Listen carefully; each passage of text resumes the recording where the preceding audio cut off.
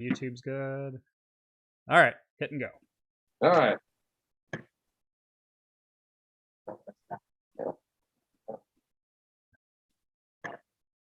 Well, if that wasn't a false start, holy crap. Dang it. That was a calamity of errors to start. Here I thought that was a good omen that YouTube was going to cooperate, and then OBS decided to crash, and I didn't have enough bitrate to keep the stream active at the resolution that I've chose, so I couldn't fix that. So, All right. I think we'll wait a couple seconds for everyone to get back in.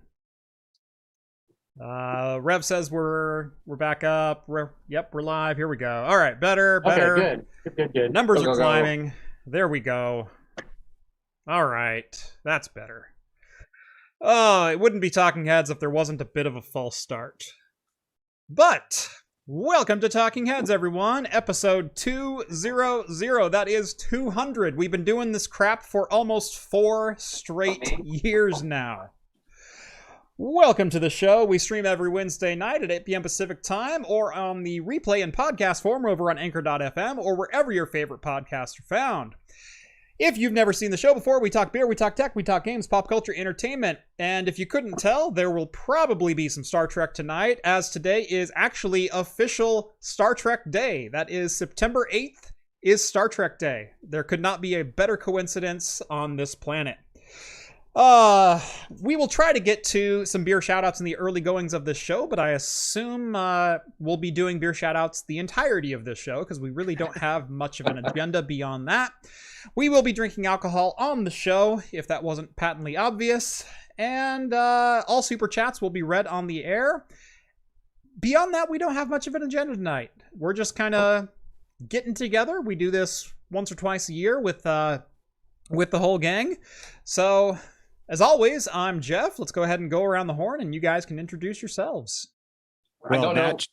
Yeah, what order are we going? I was going to take the horn, the reins. I was going to grab the bull by the rein horn and say, I'm Rhett. I'm John. I'm Steve. And honestly, I do not know how Mr. LeVar Burton did this crap for like 9 years. The irony of putting on that headset is you are completely blind to everything. Well, that's good because he was playing a blind guy. Right. It helped. Right. Yeah, no, it's called method acting. It really does help get into character because holy crap, that is a...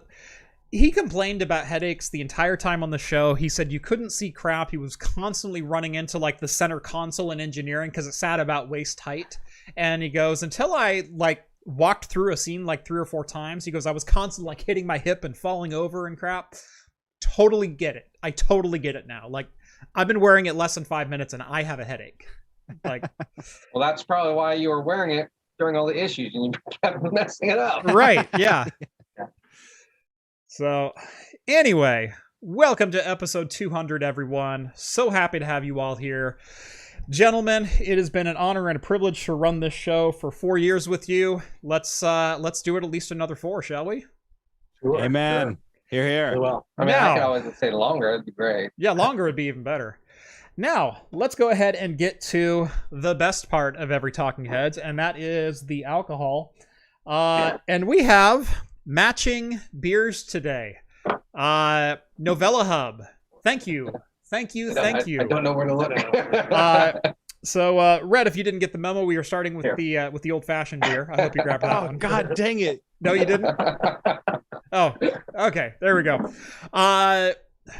Novella Hub. Thank you for sending over like matching beers for the show in time for the show. So we are starting out with Fulton Old Fashioned Sweet Child Divine, which is an IPA with cherry and orange zest that is aged in Jameson casks. It's only 7.5%, so not the heaviest of barrel-aged beers or anything like that. But IPAs and Old Fashions, I don't think there is a better beverage that could possibly personify our show. That is true. Yep. Definitely. Yeah, I feel like that's appropriate. Yeah. So, let's go ahead and crack this thing open and get episode 200 underway.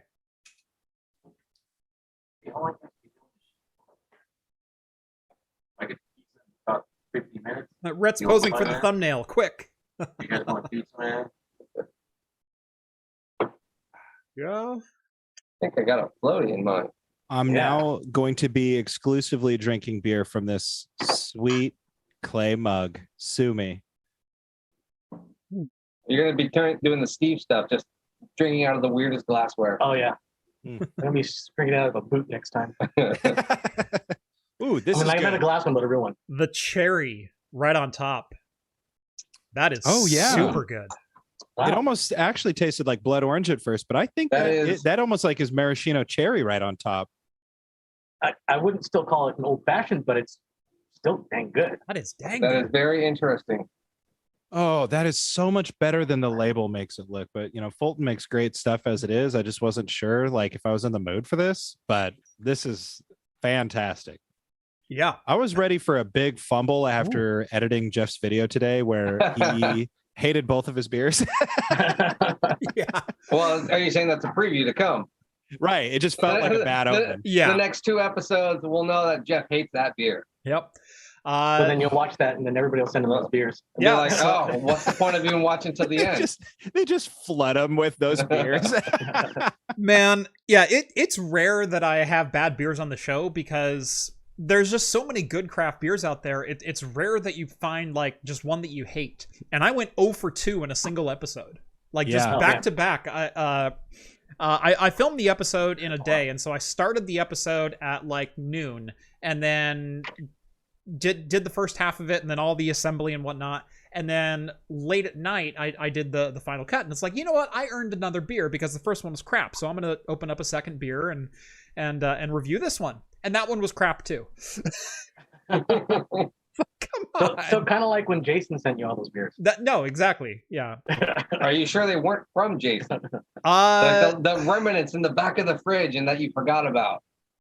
one of them was a KCBC. So it was a collaboration with Kansas City Brewing and there's a brewery in New York, King County or something like that. I believe it was a Kansas New York collaboration. So in spirit, Jason screws me once again.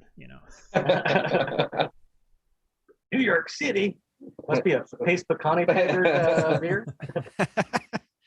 I actually did send Jeff one of those. So remember the salsa sours? Yeah. Oh yeah. Yeah, it's like I sent Jeff one of those. Well, you got the hot wing flavored beer now. Oh yeah, Hot wing sauce flavored beer. don't tell anyone. That sounds good. Yeah, it's buffalo wing sauce God, that's what I flavored felt. beer. And then it's supposed to pair with like a ranch flavored. Yeah, beer you're too? supposed to pair it with a ranch flavor, but I couldn't find the ranch one. Ah. I don't think so. That sounds crazy. I've tried. Ranch flavored anything. I may have to like go all out and get some like ranch fries or something like that and Right. make a meal out of that one. So That sounds really good. A liquid meal. yep. Guys, it's the 200th episode, and we have the very first super chat of the night All right. from Zachary Solis. Nice. Zachary, It's thank you so my much. birthday, and I feel like What? spreading the love. Thank you guys for the wonderful shows, and if you guys can say a good word about the awesome community. Of course, we can say a good word about the awesome community. And Zach, thank you so much for helping fuel future episodes. Definitely appreciate it. Of course, I can say great things about this awesome community. Now, number one, I do notice we have a couple of other YouTubers out in the chat. We've got Jeff Geerling made an appearance. I see Tech Potato over there in UK land. Thank you guys for staying up late, or in Ian's case. Well, Ian might be up late because he's always up at like 4 in the flipping morning. But or getting up early. Either, however whatever your jam is. Thank you for being here. Yeah. But I am honestly so dang proud of the home lab community, the tech tuber community as a whole. I have made so many friends along this 4.5 year journey at this point. It's just unfathomable. I mean, I have friends in countries I've never even heard of now, and Thanks, Claw. Yeah. Yeah, I never heard that. What was it? Norway? Norway? Norway? Norway? Yeah. Norwals are fake. Yeah. Gosh, where was the someone on Twitter reached out to me from I have to look this one up again because I don't remember the exact name, but it is an independent nation in one of the Channel Islands between the in the English Channel. Now to put this in perspective, where I live in the city of Salem, greater capital area, so the capital state of Oregon, not even close to the largest city in Oregon. Yeah, we're right about there. We have a square mile area of about, I think it was, I want to say it was 65 square kilometers or about 25 square miles. Something like that. I'm going to look this up so I don't get the stats wrong. I'm going to look this up. 49.2 square miles of the greater Salem area. There you go. Don't dox us, Rhett. Yeah, here we go. I said greater. They got 49 square miles to go. Okay, through. so I was thinking of the other. Exactly. So yeah, 49 square miles or 127.5 square kilometers. This guy is from Guernsey Channel Islands, which is one of the small islands. And it's an independent monarchy. It's an independent nation in the English Channel. It is 25 square miles or 65 square kilometers. It's a monarchy? Yeah. And it's run by butterflies? And it's right by the island of Jersey. Yeah.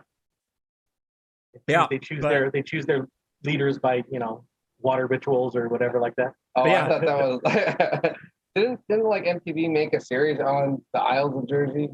Or It was somewhere along the shore, I want to say. yeah, somewhere along the shore. That's how they decide their new king. Royally, yeah. The best hair gel. The best hair gel and spray on tan. Who can oil themselves up the best? Yeah. To be king. But no, it was it's so interesting, hearing from people who live all around the world who now watch my show on a regular basis, and the takes that they have on my channel, and the people who say thank you for doing a video on this, or I just got my net certification, or I just did this, or I just got a job in sysadmin because you inspired me to work on home lab stuff, and now here I am like running IT stuff for a company. That warms my heart every time I hear it, because I spent 13 years as a systems administrator, and hearing other people get the same enthusiasm that I have for tech because I'm out here sharing my passion for things, there is no better thank you can give me. And so again, thank you to the community. Thank you, Zach, for both the kind words and happy birthday, my friend. Well, he was probably one of the guys that, like, the guy on Twitter was like, "You did that wrong. You're doing it all wrong, Jeff." He's the one complaining the most. And on the other side of our community. Yeah, I wish Jeff was around when I was going for my net certification, because I got all my information from the movie that Sandra Bullock was in the net. I didn't pass that test at all. See, I was more of a Halle Berry fan with Swordfish. Oh yeah, Swordfish. Yeah. Swordfish. Yeah. Well, guys, we got 2 more super chats we need to get to. All right, manager, take all the fun out of this. I want to say one more time, happy birthday to Zach, and thank you so much for the super chat. But Novella Hub himself, $5. That's on top of these amazing beers, but he's apologizing. Sorry about the bad Groot slang from Montgomery Brewing in Minnesota. Yeah, that one was a little weird. I expected so much better out of that one. That's a bad beer from Jeff. Okay. Oh, All right. Yeah, he sent me a beer called Groot Slang, and I expected like going down the list, I expected so many good things out of that beer, and it was this hazy that was not even enjoyable for the first 4 ounces. It was just like that wasn't one of the ones that was on the video today, was it? No, maybe. No. Sorry, I'm getting that one confused with another one I did a couple weeks back. Because one of the ones on the video today was this terrible hazy. Yeah. Um, It looked bad. right. Yeah, it looked like muddy water that you scoop out of a creek when you're like, going after crawdads or something like that. Oh, You sure that wasn't the ranch flavored beer? Are you sure that's not the home brew I made for you? It was close to that. He goes but no. he goes to top off his glass and just like sludge poured out of it and like splattered into his glass. Yeah, it was awful. You got the yeast strain section of the the bottom of it. Yeah, I was drinking it, and it's like hazy IPA, and it was moderately clear for a hazy, light still shone through it kind of thing. And I realized I hadn't quite filled the pint glass, and so I had just like this little bit left, and so I dumped it, and all of a sudden the glass just turns to like creek water, just like muddy flood runoff. I like sediment, but that looked pretty gross. It was, yeah. Well, Novella Hub, you never have to apologize for sending bad beer because you sent it. So Because you also send stuff like this. So yeah, exactly. And not only that, I don't know about you guys, but there's something like you can't enjoy a great beer if you've never had a bad one.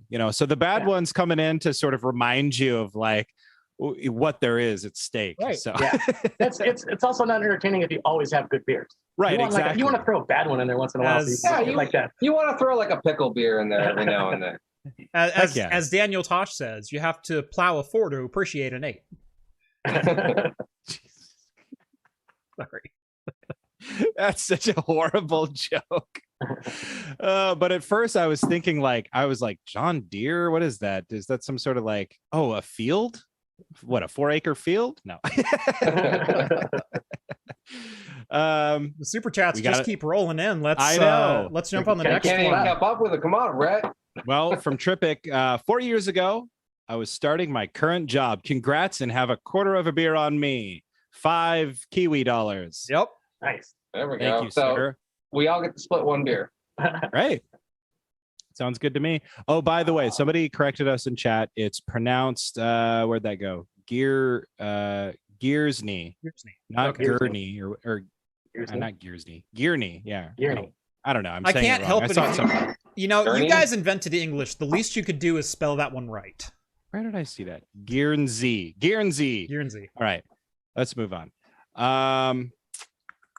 From Patrick. Wait, did I miss one? Nope. Patrick, $10. Congratulations on 4 years. I've enjoyed much of it. Thanks so much. Patrick Sullivan, well, we raise one to you and to your fellow super chatters. Thank you. Only enjoyed much of it, not all of it. Wow. All of it except for the parts where you were on.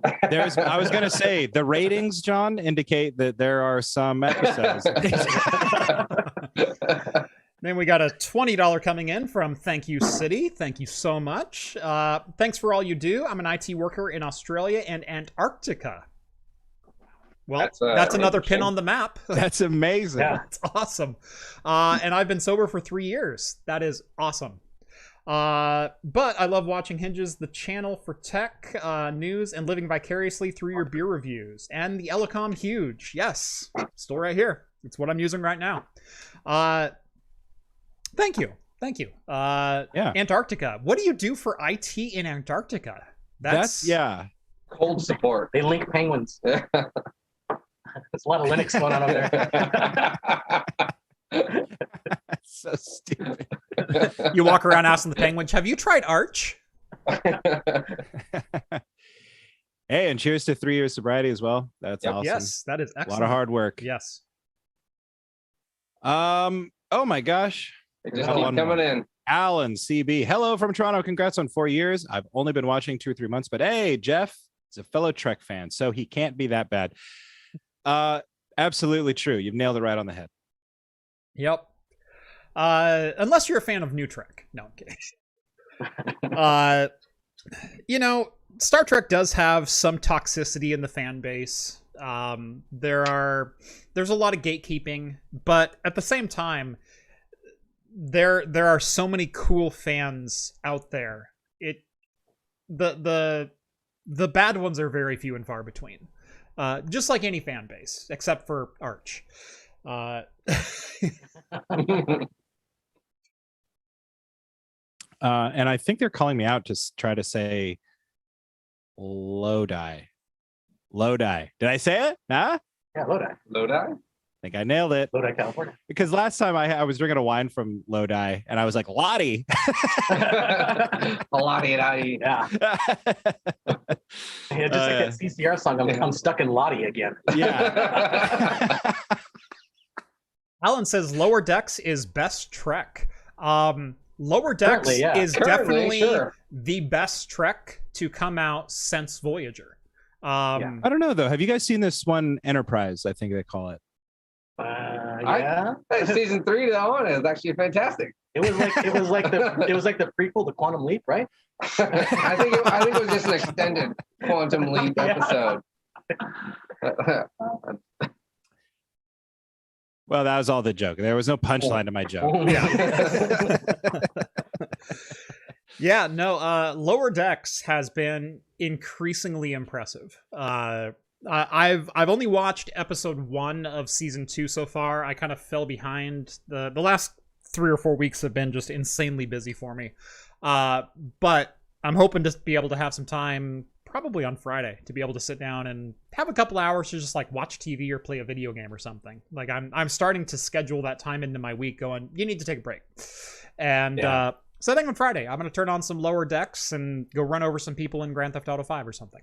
There you go. There you go. But yeah, I think the last couple of ones, and the best part about Lower Decks too is it's also the humor, but then there's all the background stuff. Oh yeah, it's all the little Easter eggs that you get to see, and you're like, oh, I know that about Trek. Yeah. Oh, there it is, there's that. Right. It's made by people that grew up watching. It's made by people that grew up watching it and appreciate it, and they're like, oh, I know the weirdest stuff. They'll go on Reddit and find the weirdest things, and like, we're gonna put that in the episode. Yeah, there are Star Trek animated series Easter eggs. Yes, like that's right. For I was just gonna crying out loud, they go everywhere. Yeah, it's awesome. Oh gosh, we got another super chat. Kren, keeping the train going. Also, good day. 10 Australian dollars. Thank you so much, Kren. G'day, mate. All right, I won't do that again. Don't do that. That was bad. At least you didn't have a Heineken in your hand. No, Australia's like 6th on my international list, so please don't kill an entire continent of viewers for me. Yeah, that's what I'm asking you. Hey, at the very least, it's I don't know what I was gonna say. It's a big continent. Okay, I can't ruin the whole thing. Novella's looking out for me, dude. He says, I need a break too, Jeff. Yep. Huh? No, you gotta go back to the editing salt mines. Yeah. You gotta go to like Microsoft Windows Editor first. You gotta go back to that movie editor. All Windows Movie Maker. Paint. Yeah. Dang it. You need to do my big mouth again. You need to reanimate Jeff's intro just in Paint. All right. I think that's actually probably how Jeff did that. You're not that far off. It's paint.net. Yeah. It was the new. He's 3D. All about the it open was Paint source, 3D, dude. okay. Lachlan Stone, 5 Australian dollars. See, Australia is coming through with the super chats tonight. I mean, we've got 1 New Zealand and 3 or 4 Aussies. I mean, please don't do the good A thing again. I'm not going to. Okay, thank you. Anyway, hey Jeff, been watching since your Hunan X79 days. Well, that was literally video 1. That was the very first video I ever shot. Was that. And I go back there every once in a while. Currently working in Enterprise and loving every day of it. Excellent. That is so cool to hear. By the way, Kren, who said good day, he just gave me a heart emoji in chat. So, like, clearly I'm the popular one in Australia now. Yes, you're a regular Australian darling. Oh, Lord. Trippic coming in with 10 more Kiwi bucks. Say, gotta beat the Aussies, so here's some more. Go have a Tui. Okay. Cheers to that. Cheers. It's Trippic. Harlem McClure, $20, short-time viewer, first-time super chatter. Thank you so much, Harley. I've been seeing you hang out in the chat for the last couple of months. So, cheers. Thank you for jumping in on the train. Thanks. Yeah.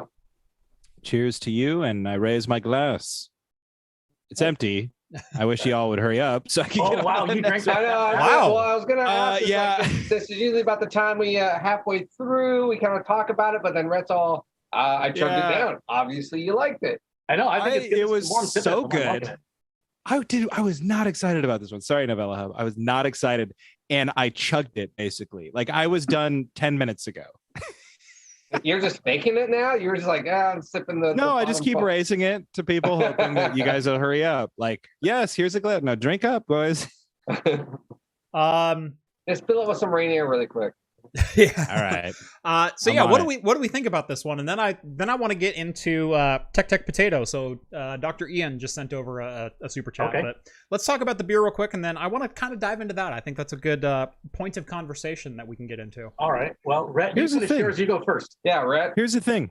I'm not a fan of fruit in my beer. I'm just not. I never have been. I prefer Fair. more malt characteristics. I prefer darker beers. Mhm. Like citrus and fruit is like something that you tend to get with, with IPAs and other beers like that. Lighter. What?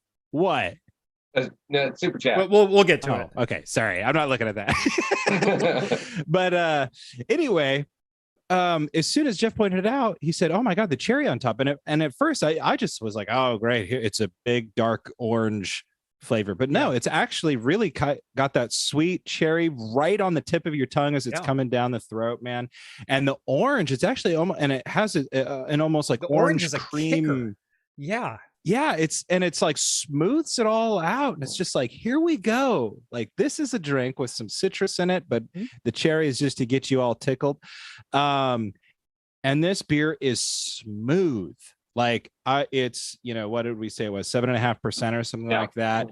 It's an IPA, and you've all heard me moan about IPAs incessantly on this channel because for the longest time, they weren't that clever. It was all about how do we make this as hoppy as possible. But this it kind of blew past my expectations. Like, right, an IPA with some fruit. Okay. No, it's smooth. It's drinkable. It almost has a very creamy body to it. And that cherry, again, I hate fruit, but that cherry was, pun intended, the cherry on top. I agree. You brought it up, like almost a creaminess. This does drink almost like a cream ale. Like it has some IPA characteristics. There are some hops that are kind of in the middle, but it's balanced on both sides by the fruit, where the first thing that hits me is that little bit of cherry, just that little bit of maraschino. And it's not super sweet, but it's just enough of that. And it's not like a pie cherry or, it's almost more like a grenadine in a way, but it's not as like sweet. Yeah. It's this ever so slightly sweet, but not syrupy cherry flavor. Then you get just like this little bit of nice balanced hop flavor. And then it finishes off with like that orange zest, and it leaves you very, very refreshed, kind of like an old fashioned does. I mean, I wouldn't necessarily jump to this tastes like an old fashioned, kind of like Rhett said, but the elements are kind of there mixed with the IPA. Like there's enough of the old fashioned elements coming through, a little bit of spice there in the middle as well. I like this. This is really, really good. Yeah. I have to say, nothing to add, I think, because you guys pretty much nailed it. But it is really balanced. It smells, the aroma. You haven't touched the aroma. The aroma is very cherry forward. It almost has that maraschino cherry flavor smell that you think of. Yeah. And you take a whiff of it. Yeah. But everything else you guys pointed out, that's spot on. Yeah. I really enjoy it. It's a great, well-balanced beer. Yeah. Balance is great. Yeah. If I were to critique anything, it would be the only bad part is, I guess, kind of what Jeff said. I wouldn't necessarily think it's an old fashioned, but because it does technically state it, I do give it a lot of props because it has a lot of characteristics, and I think it's the best blend. Yeah. If someone were to just hand this to me and say, "Hey, what do you think this is?" I was like, "Oh, it's cherry and orangey IPA." Yeah.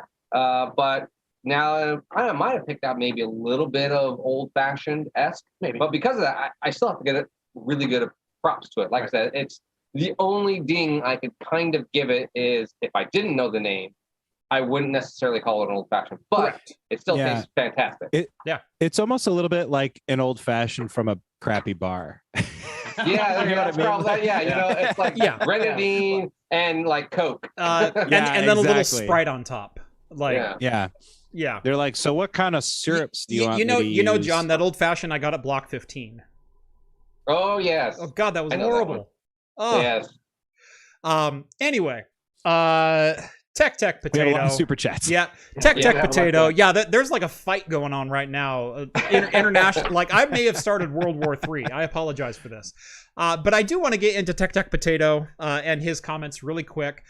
Let's hit the other super chats and then I'll circle back. So first off, Bite My Bit sends over $20 and says, "How much for pictures of your feet?" Yes, all of your feet. So let me just start off by saying, I've been walking barefoot around my house for the last, year and a half, basically since the pandemic started. So I have calluses on my toes that are like a 1/4 inch thick at this point because I don't have to wear shoes anymore. So if that's what you're into, like, it'll still cost you more than $20 though. Jeff, what's your price? Yeah. What's your price? Come on, spit it out. I don't even think I'm that flexible to put my. foot up. Join me on Do that. OnlyFans. Yeah. Well, here's the thing. I'm not going to put my feet on stream because this is not the resolution, the lighting that I want. Like, Right, no. right. Like, Yeah, if we're going to do this, I want we're to gonna do it get for like real. a bubble bath, some candles. I want to set the mood Yeah. and almost Put a little Marvin nice Gaye on the video feed radio, of it, like coming up. And then if I can somehow do like a 360 turn matrix bullet time. My feet are actually quite sexy. To hobbits. I kind of like mine too. yeah, Honestly, Jason, Steve's who you need to go after. Yeah. yeah, fair enough. I could use a little petty first. So, I don't know, man. Yeah. Are you looking for the all natural, rugged, woodsman style foot? What are you looking for here? Or the smooth, lotioned up, pampered style? Yeah. Maybe Yeah. a mix of both. All right. So we're Rom flexible. sends over $50 in Australian, not to derail the feet conversation, but to derail the feet conversation. Ron sends over 50 Australian bucks. New Zealand can try to beat Australia, but they have to at least try. Thanks for the community and the guides, laughs, and all the beer recommendations. Thank you, Rom. Cheers to Rom, you, we buddy. raise our glass to you 1,000 times over. Jeremy sends over 50 $2, Australia. says too many foreign currencies are here, to which I responded in chat and said, Oh. well, $2 is around 35 Australian, right? And Kren didn't find that too funny. He goes, ooh, that one was like right in the feels. So he sends 36. I'm glad that we got some freedom dollars flying now, though. That's right. Andrew sends over 5 freedom bucks, says, watching from my post-appendectomy hospital bed, everyone knows Oh, Australia geez. isn't real. No, it's New Zealand isn't real. I mean, there's a whole subreddit of maps without New Zealand. Go look it up. It was easy to miss for thousands of years. So Yeah. Sorry, Trippic. You're more of a figment of my imagination. But to be fair, we now have Lord of the Rings because of New Zealand. So And don't forget Flight of the Conchords. Yeah, sure. Why not? So Oh, I yeah. mean, two things. I mean, Lord of the Rings is pretty huge. Well, there's Flight of the Conchords, and there's also What We Do in the Shadows. Yeah, that's New Zealand. too. Yeah. You wouldn't, Yeah, I get, you wouldn't really have like Thor Whatever. Ragnarok then without. And you wouldn't have some of the Mandalorian. And because of Lord of the Rings, we now have an MPAA union for the Actors Guild that is in New Zealand because they were taking advantage of cheap labor practices in New Zealand. Well, Well, that's not very cool. Yeah. Well, it is Also cool have that they it have for a labor union now for actors to get a fair wage and things like that. That Anyway. is cool. Yeah. 3 Yes. Hobbit feet per hour. Yeah. Ryan Sharp. They get second breakfasts per hour. Ryan Sharp sends over $4.99. Can 4 of you share your first ever experience with alcohol? I can't remember that far back. Mine's easy. I was a really good young man until I turned 21, and I had you were. I had to work, and I came home, and my brother had a beer waiting for me, and I drank it, and it was good. And it was called Pabst, and it never I was Pabst. also a fairly good kid. I didn't drink until I could legally purchase alcohol myself.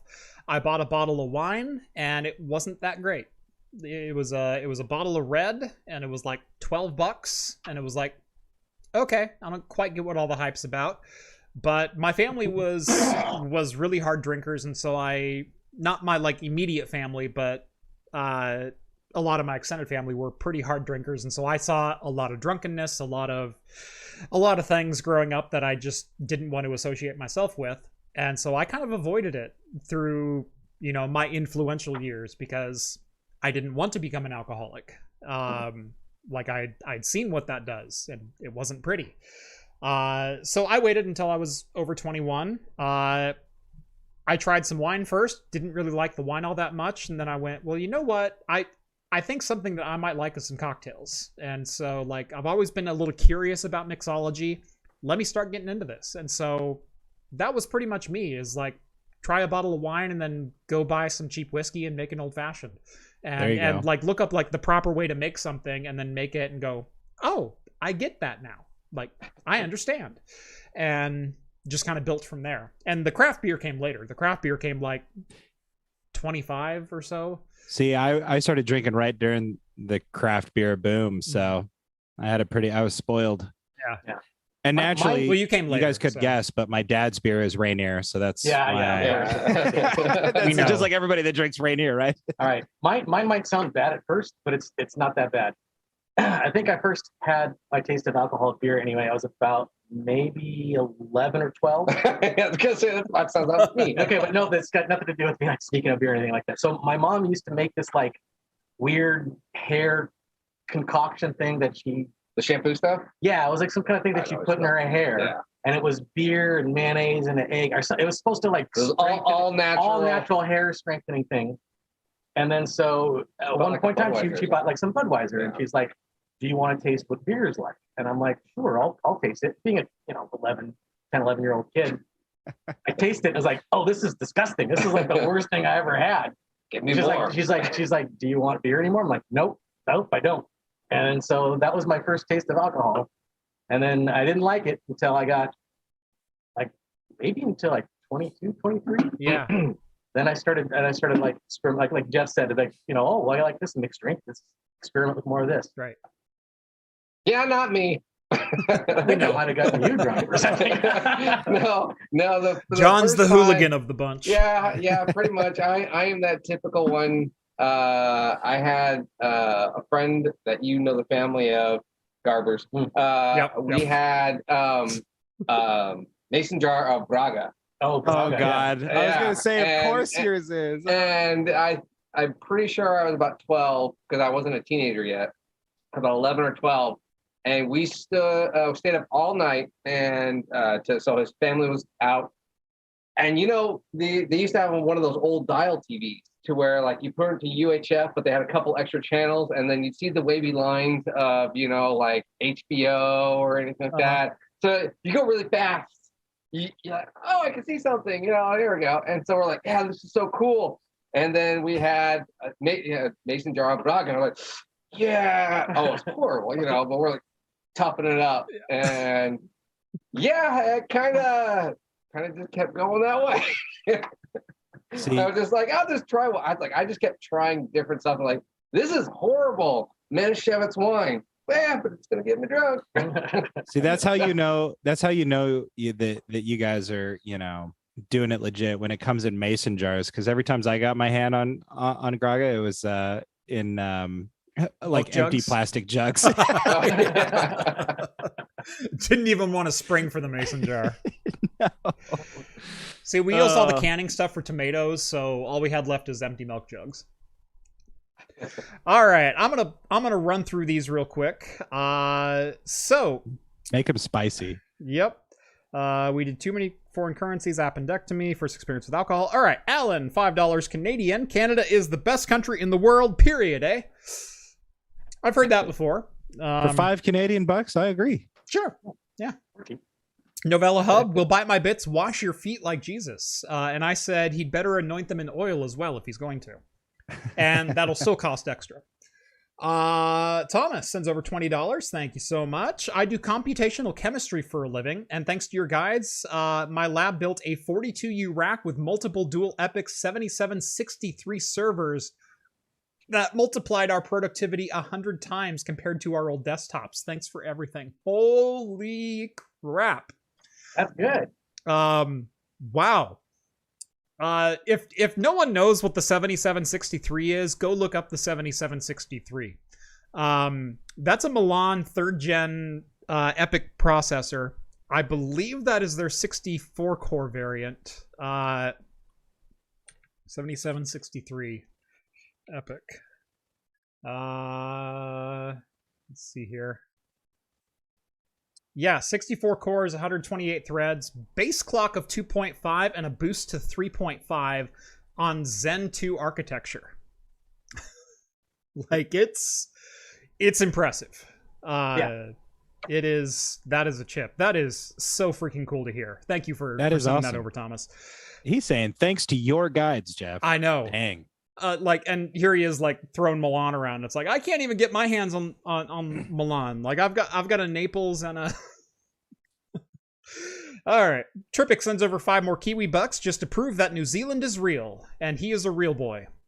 I'll believe it when that bank statement comes through, but I gotta see the dollars come. So, Kren sends over $5 AUD, but AUD is much nicer. Let's see. Scott sends over 50 Australian, 50 Australian. There we go. Or scratch. Excuse me, scratch. I've already contributed to the expensive idea slush fund, but awesome feat going on for 4 years. Going full time and community that's been built by you all. Excellent. Thank you. Cheers to you, Scratch. Michael sends over 20 bucks. Thank you so much, Michael. Cheers from Tennessee. Great to see the whole gang at once. Consider this a bribe to keep this a footless stream. Oh, I see how this is going. We got a bidding war going now. Big Spoon sends over $1.99. Testing 1 2. Testing 1 2 3. I hear ya. I acknowledge. And Cosworth sends over. My first experience was we are the engineers. We can demolish 40 beers. So come along with us and drink up with us. Fun times. Fun time. Is that supposed to be like we are the engineer? I don't know what I was doing. No idea. I get where you're going. Whatever it is, I don't think it was that, but Yeah, I don't think it was that. I tried so hard. It's not POD. Thank you, POD. That's who I was thinking of. Yeah. all right. The youth of the nation. Jeff, before we do that, Yes. I think everyone is done with their beer. Okay, let's go Thank ahead God. and crack open the next one. Now you are the host, the master. What are we doing? We're doing the yellow label. We are doing the yellow label. reserve. All right, let me go get That's both good, 'cause yellow. that's what I we grabbed. accidentally pulled red. We gambled on red. Yeah, you gambled wrong. You gambled son. on red? Never gamble on red. You bet on Red black. 14, baby. You bet on. Y'all want to win you bet big? on black it's all and on you red let it ride. 14. It ain't on black. Get out of here. Look at this. Look at this. Here we go. Is that Red all orange? day. I've never been to a casino with a roulette wheel that ratty. Oh. Okay. You know what? I'm just gonna blame that on your weak vision, your color weakness, and your lack of moral character, sir. I'm just gonna say that I know how much I pay you, and I expect better cozies on your microphone. God, fine. I'm gonna have to go buy a whole new one. This one Exactly cost me right. $1.50. I know. Oh, I'm still not even on stream. So, we are drinking the Dragon's Milk Reserve, 12.3%, double bourbon barrel aged stout with Madagascar and Indonesian vanilla bean. This is the 2021 Reserve from New Holland Brewing. Now, we get the Dragon's Milk Standard, and we can get it here pretty regularly anytime we want it. I can get a bottle in Costco for $7.50 for a full bomber.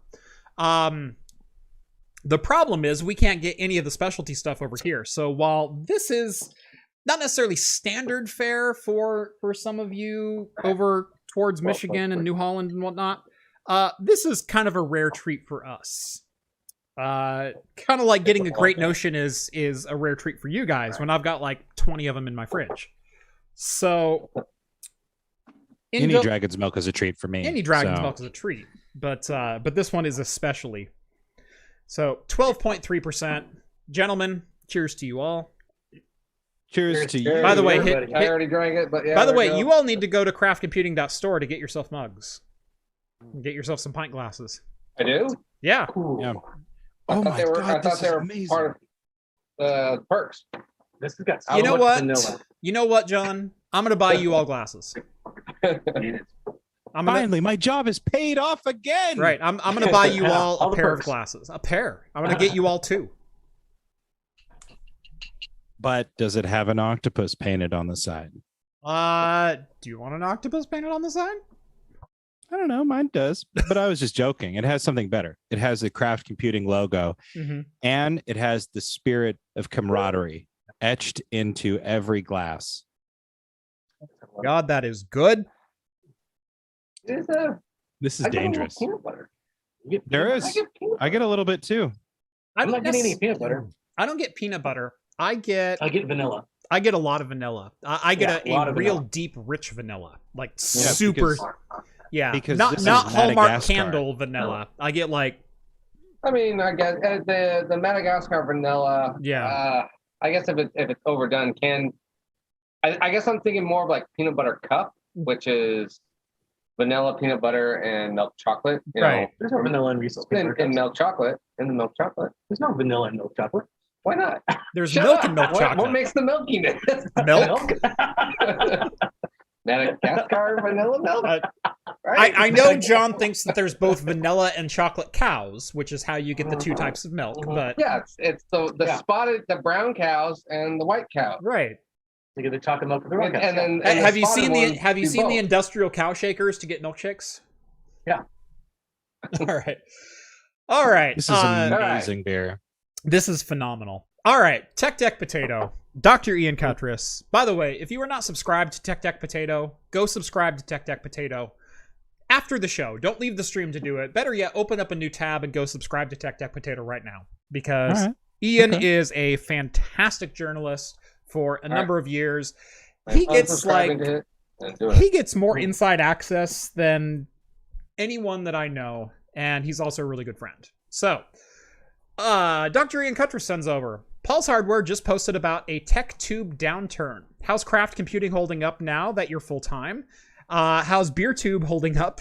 And I'm coming for your sub count, Jeff. You know until you can pronounce the islands around the UK. So first off, thank you for the 20 British pounds. I do appreciate that. Pound sterling, dollary dues, whatever the bloody hell you call those things. Everybody likes a good pound. The English currency, the Queen's currency. The Queen's currency, yes. Not to be mistaken with the Queen's currency from the penal colony, but the Queen's currency. Or from America's Top Hat. Right. Anyway, so Paul's Hardware recently posted, actually just like yesterday posted, about some pretty discouraging performance on YouTube that's kind of been plaguing a lot of tech tubers for a while, but even the bigger ones are starting to notice it now. There's been a pretty dramatic downturn since the graphics card unavailability of 2020 kind of started catching up with everything. I will say, ironically enough, the shortest month ever, February 2021, is actually my best month on record. It was a weird time.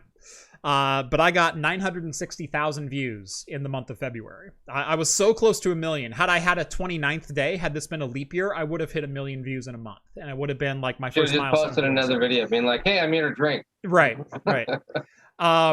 So February was a phenomenal month for craft computing. March was a significant downturn to numbers I hadn't seen in well over a year before that. May or April kind of turned up. I had a couple videos hit really, really well in April. But you kind of fast forward through the summer, and May, June, July were all awful. And I mean awful, awful months for me. Where for like 4 or 5 months straight, from like October through February, I was averaging like 800,000 views per month, which is pretty good for a channel my size. I believe May, June, July, I combined for about 800,000 views between the 3 months. Like I was down to like 275,000 views. It was not a good time. It was not a good place to be. I've recently, just in like late August and the first week here at September, I have seen a little bit of an uptick. My numbers are back up. Not quite to where I want them, but I'm at least back up to like pre-retirement, pre-full-time numbers, where I was doing between 500,000 and 600,000 a month. August, I think I did 515, and I think September is trending towards 600 at this point. But it's still definitely a downturn. It's a downturn from where my trajectory was. It's a downturn based on everything that my analytics said I should have been doing for this time.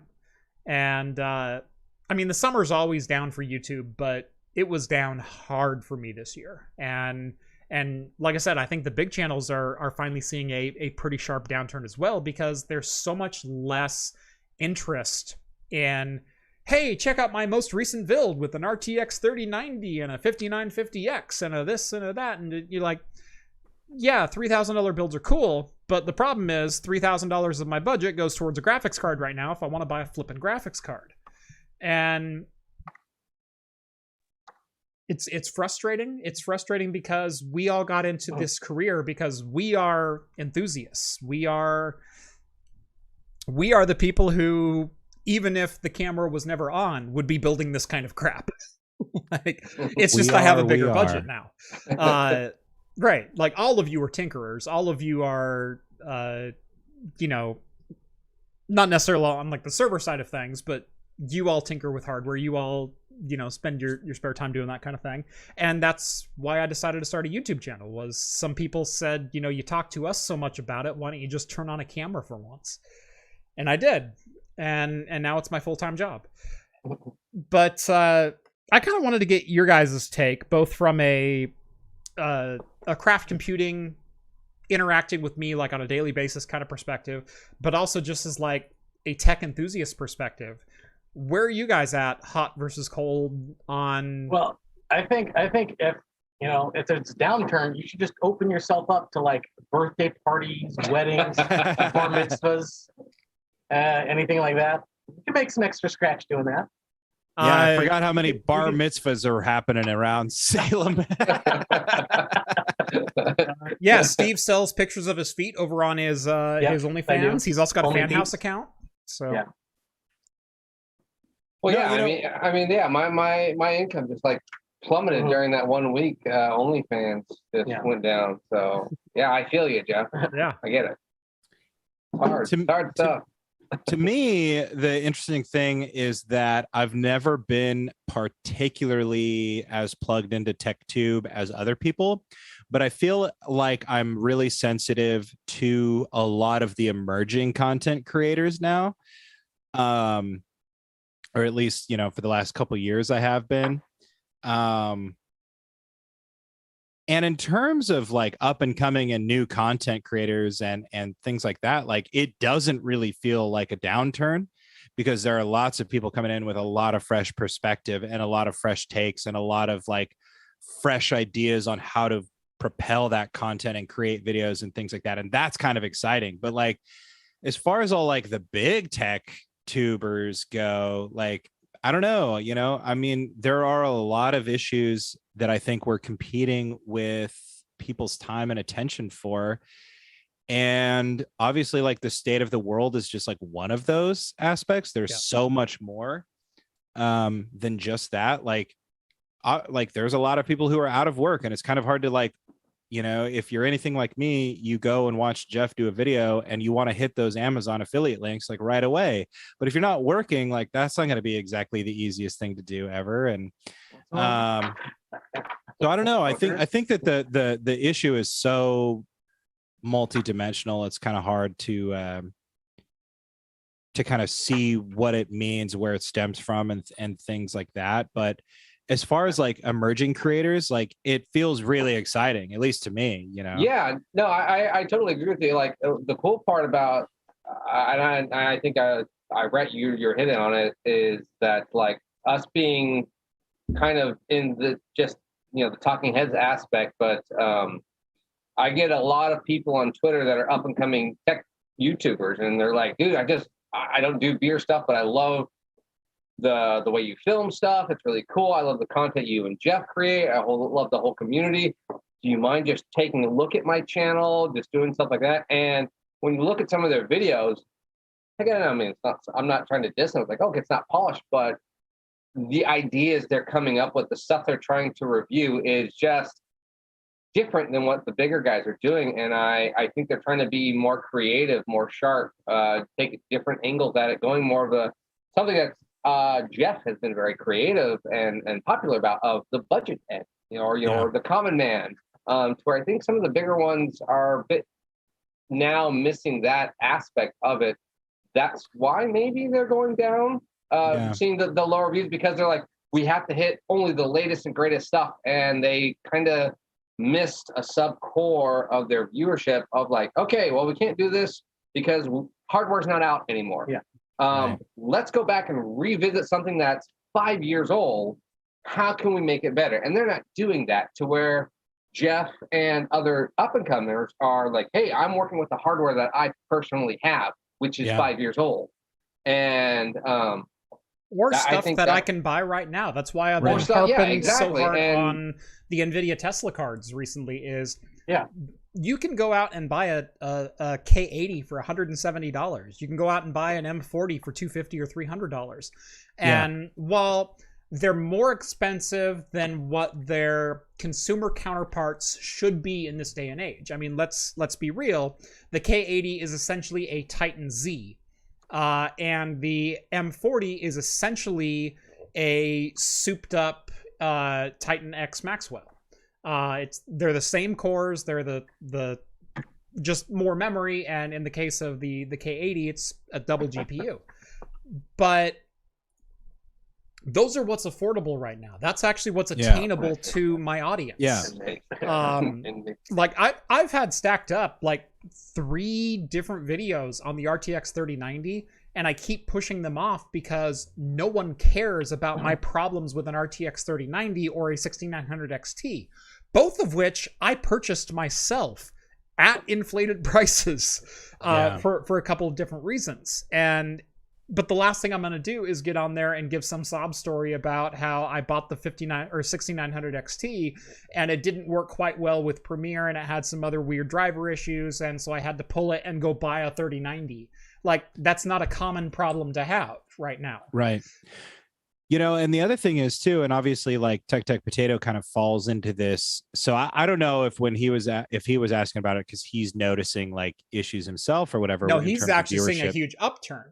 Okay, so that kind of falls in line with what I was going to say then, because I think part of it for the big tubers is how long have they been around, and like their voices are like a little stagnant. It's like I go online and it used to be that you saw people that were very eager to share the latest videos from some of the big tech tubers, but now the first things that you usually see are like, oh, like he's spouting this again, like, or oh, he's saying this again, or they're blah blah blah, like, how many Linus videos do you need to watch before you know what Linus thinks about everything? I mean, he's been doing it for a decade. Like, you know what he's going to say. And the thing is it seems like that's kind of the common thread for a lot of the big tech tubers. Like, everybody knows what Jay is going to say when he's, launching his new video about some piece of hardware or whatever. And so I think like when Jeff started his whole YouTube thing, for me, I remember kind of being like real like dubious about it all, because I was just like, well, first of all, I didn't understand YouTube at all. It was like not even my chosen like entertainment source.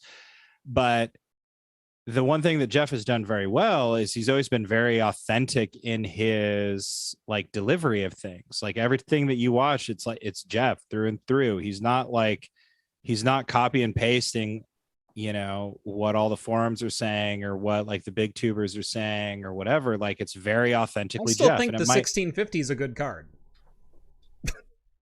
Actually, there's been a couple of people that seem to have copied Jeff's content, almost like bigger YouTubers have copied some of the stuff that he's done in the past, like recent past. Because he's hit on it. Like, and that's what's interesting is because he's down here in a different, like he's operating in a different workspace. They say that necessity is like the mother of invention or whatever. Like, he doesn't have the means that some of these other bigger content creators have, so he's thinking more cleverly. And I don't know, it's like, okay, yeah, the guy pays me, but he's not paying me to say this, right? So like, you're like, if I don't say it, technically I could get fired. No, but this is part of why I'm really paying me. But this is part of why you see this. Here we go. This is part of why I'm happy and excited to like hitch my star to his wagon in a way, because like Again, I fully admit, like when he was talking about YouTube, I was like, okay, yeah, YouTube's a gimmick. Okay, Jeff, let me tell you all about this. Now it's And paying I was your bills. right, yeah, and I was so wrong about it. And seeing him be able to like generate content, like video after video, and they all have like fresh, unique takes and everything. Like I think that's what the lower level content creators they have right now. They do have fresh perspective. That they're doing that TikTok tech review. Rhett, just wait until your boy gets to be about 4 or 5, and you'll just know how viable YouTube is. Oh gosh, he's gonna be watching Elder Scroll videos. I know. All my nephews are like this, dude. It's so funny. His mom goes, okay, you can watch a science YouTube channel, and he changes it. And it's like clearly somebody setting up a prank. And she's like, is this a science YouTube channel? And he goes, yeah, the science of pranks. That's a science field. That's a science, yeah. You can go to school for that. You can get a degree in that. Dr. Frankenstein. I'm pretty sure Phoenix University gives you a prank degree. No, it's at DeVry. But anyway, that's what I got to say about it, because it's definitely interesting for me, because I'm very new to YouTube, and I feel like my exposure to a lot of it is so behind what a lot of people have been invested in it for so long have. And so I see all these new creators come up, and I think that that's where the interesting work is at. Yeah, it's beer YouTubers that are making the jump. If that's where everyone needs to go. Right. I mean, the numbers are just skyrocketing. So Tech Potato, Buy My John's Bit, had his best month ever. Pure beer. Right. That's all they want to see. If these trends continue, hey. I mean, okay. So let's talk about it, because really, graphics cards going nowhere. Beer going somewhere. I mean, we're getting cocktail based themed beers. And we're not getting new graphics cards. Well, see, the harder that times are, the more alcohol is a big hit. And so that way, my area is always going to be increasing. Well, they say that no matter what happens, there's always death and taxes, right? Yeah. So I'm going to do a coffin and tax review website. And so TurboTax and coffin. Hold on. Telling you how to do your taxes. What's really funny is Jeremy commented in the chat, Jeff's network stuff is easy to understand. A lot of network channels, it's like reading tax code. There like, you go. Like, I think you hit the nail on the head there, Steve. Regardless of the complexity of the concept that I'm putting into a video, I always try to make it at the very least understandable to an entry-level user. But what I do is I got this trick from Penn and Teller. And so if anyone's ever seen Penn and Teller Fool Us, it's their TV show where they bring magicians in, and the idea is try to fool Penn and Teller. While Penn and Teller are trying to figure out how the magician did it, and they speak in code. And the way that they speak is they are very specific about the wording and references that they choose. Because if you want to know how the trick is done, you can type exactly what they speak into Google, and you will get the full technical explanation of whatever. He'll say something about, you really pulled the sheet over our eyes on that one, or like he'll emphasize a specific word. And if you go type that word in, like sheet with sleight of hand, you'll get a list of what that trick was. And so they're speaking in code, so the people who are very advanced go, okay, I can move on now. And the people who don't understand can type that exact phrase into Google and get exactly what I was talking about. And I try to, this is going to sound bad, but I try to dumb down my language to that point, where if you don't know exactly what I'm talking about, I'm giving you all of the proper Google search terminology to find out what I'm talking about. Which makes it relatable, which makes it understandable. Yeah, and if you really truly wanted to know, it's not like you're putting in like miles and miles of effort. Just you got to do that one step. Mm-hmm. Yeah, and that's it.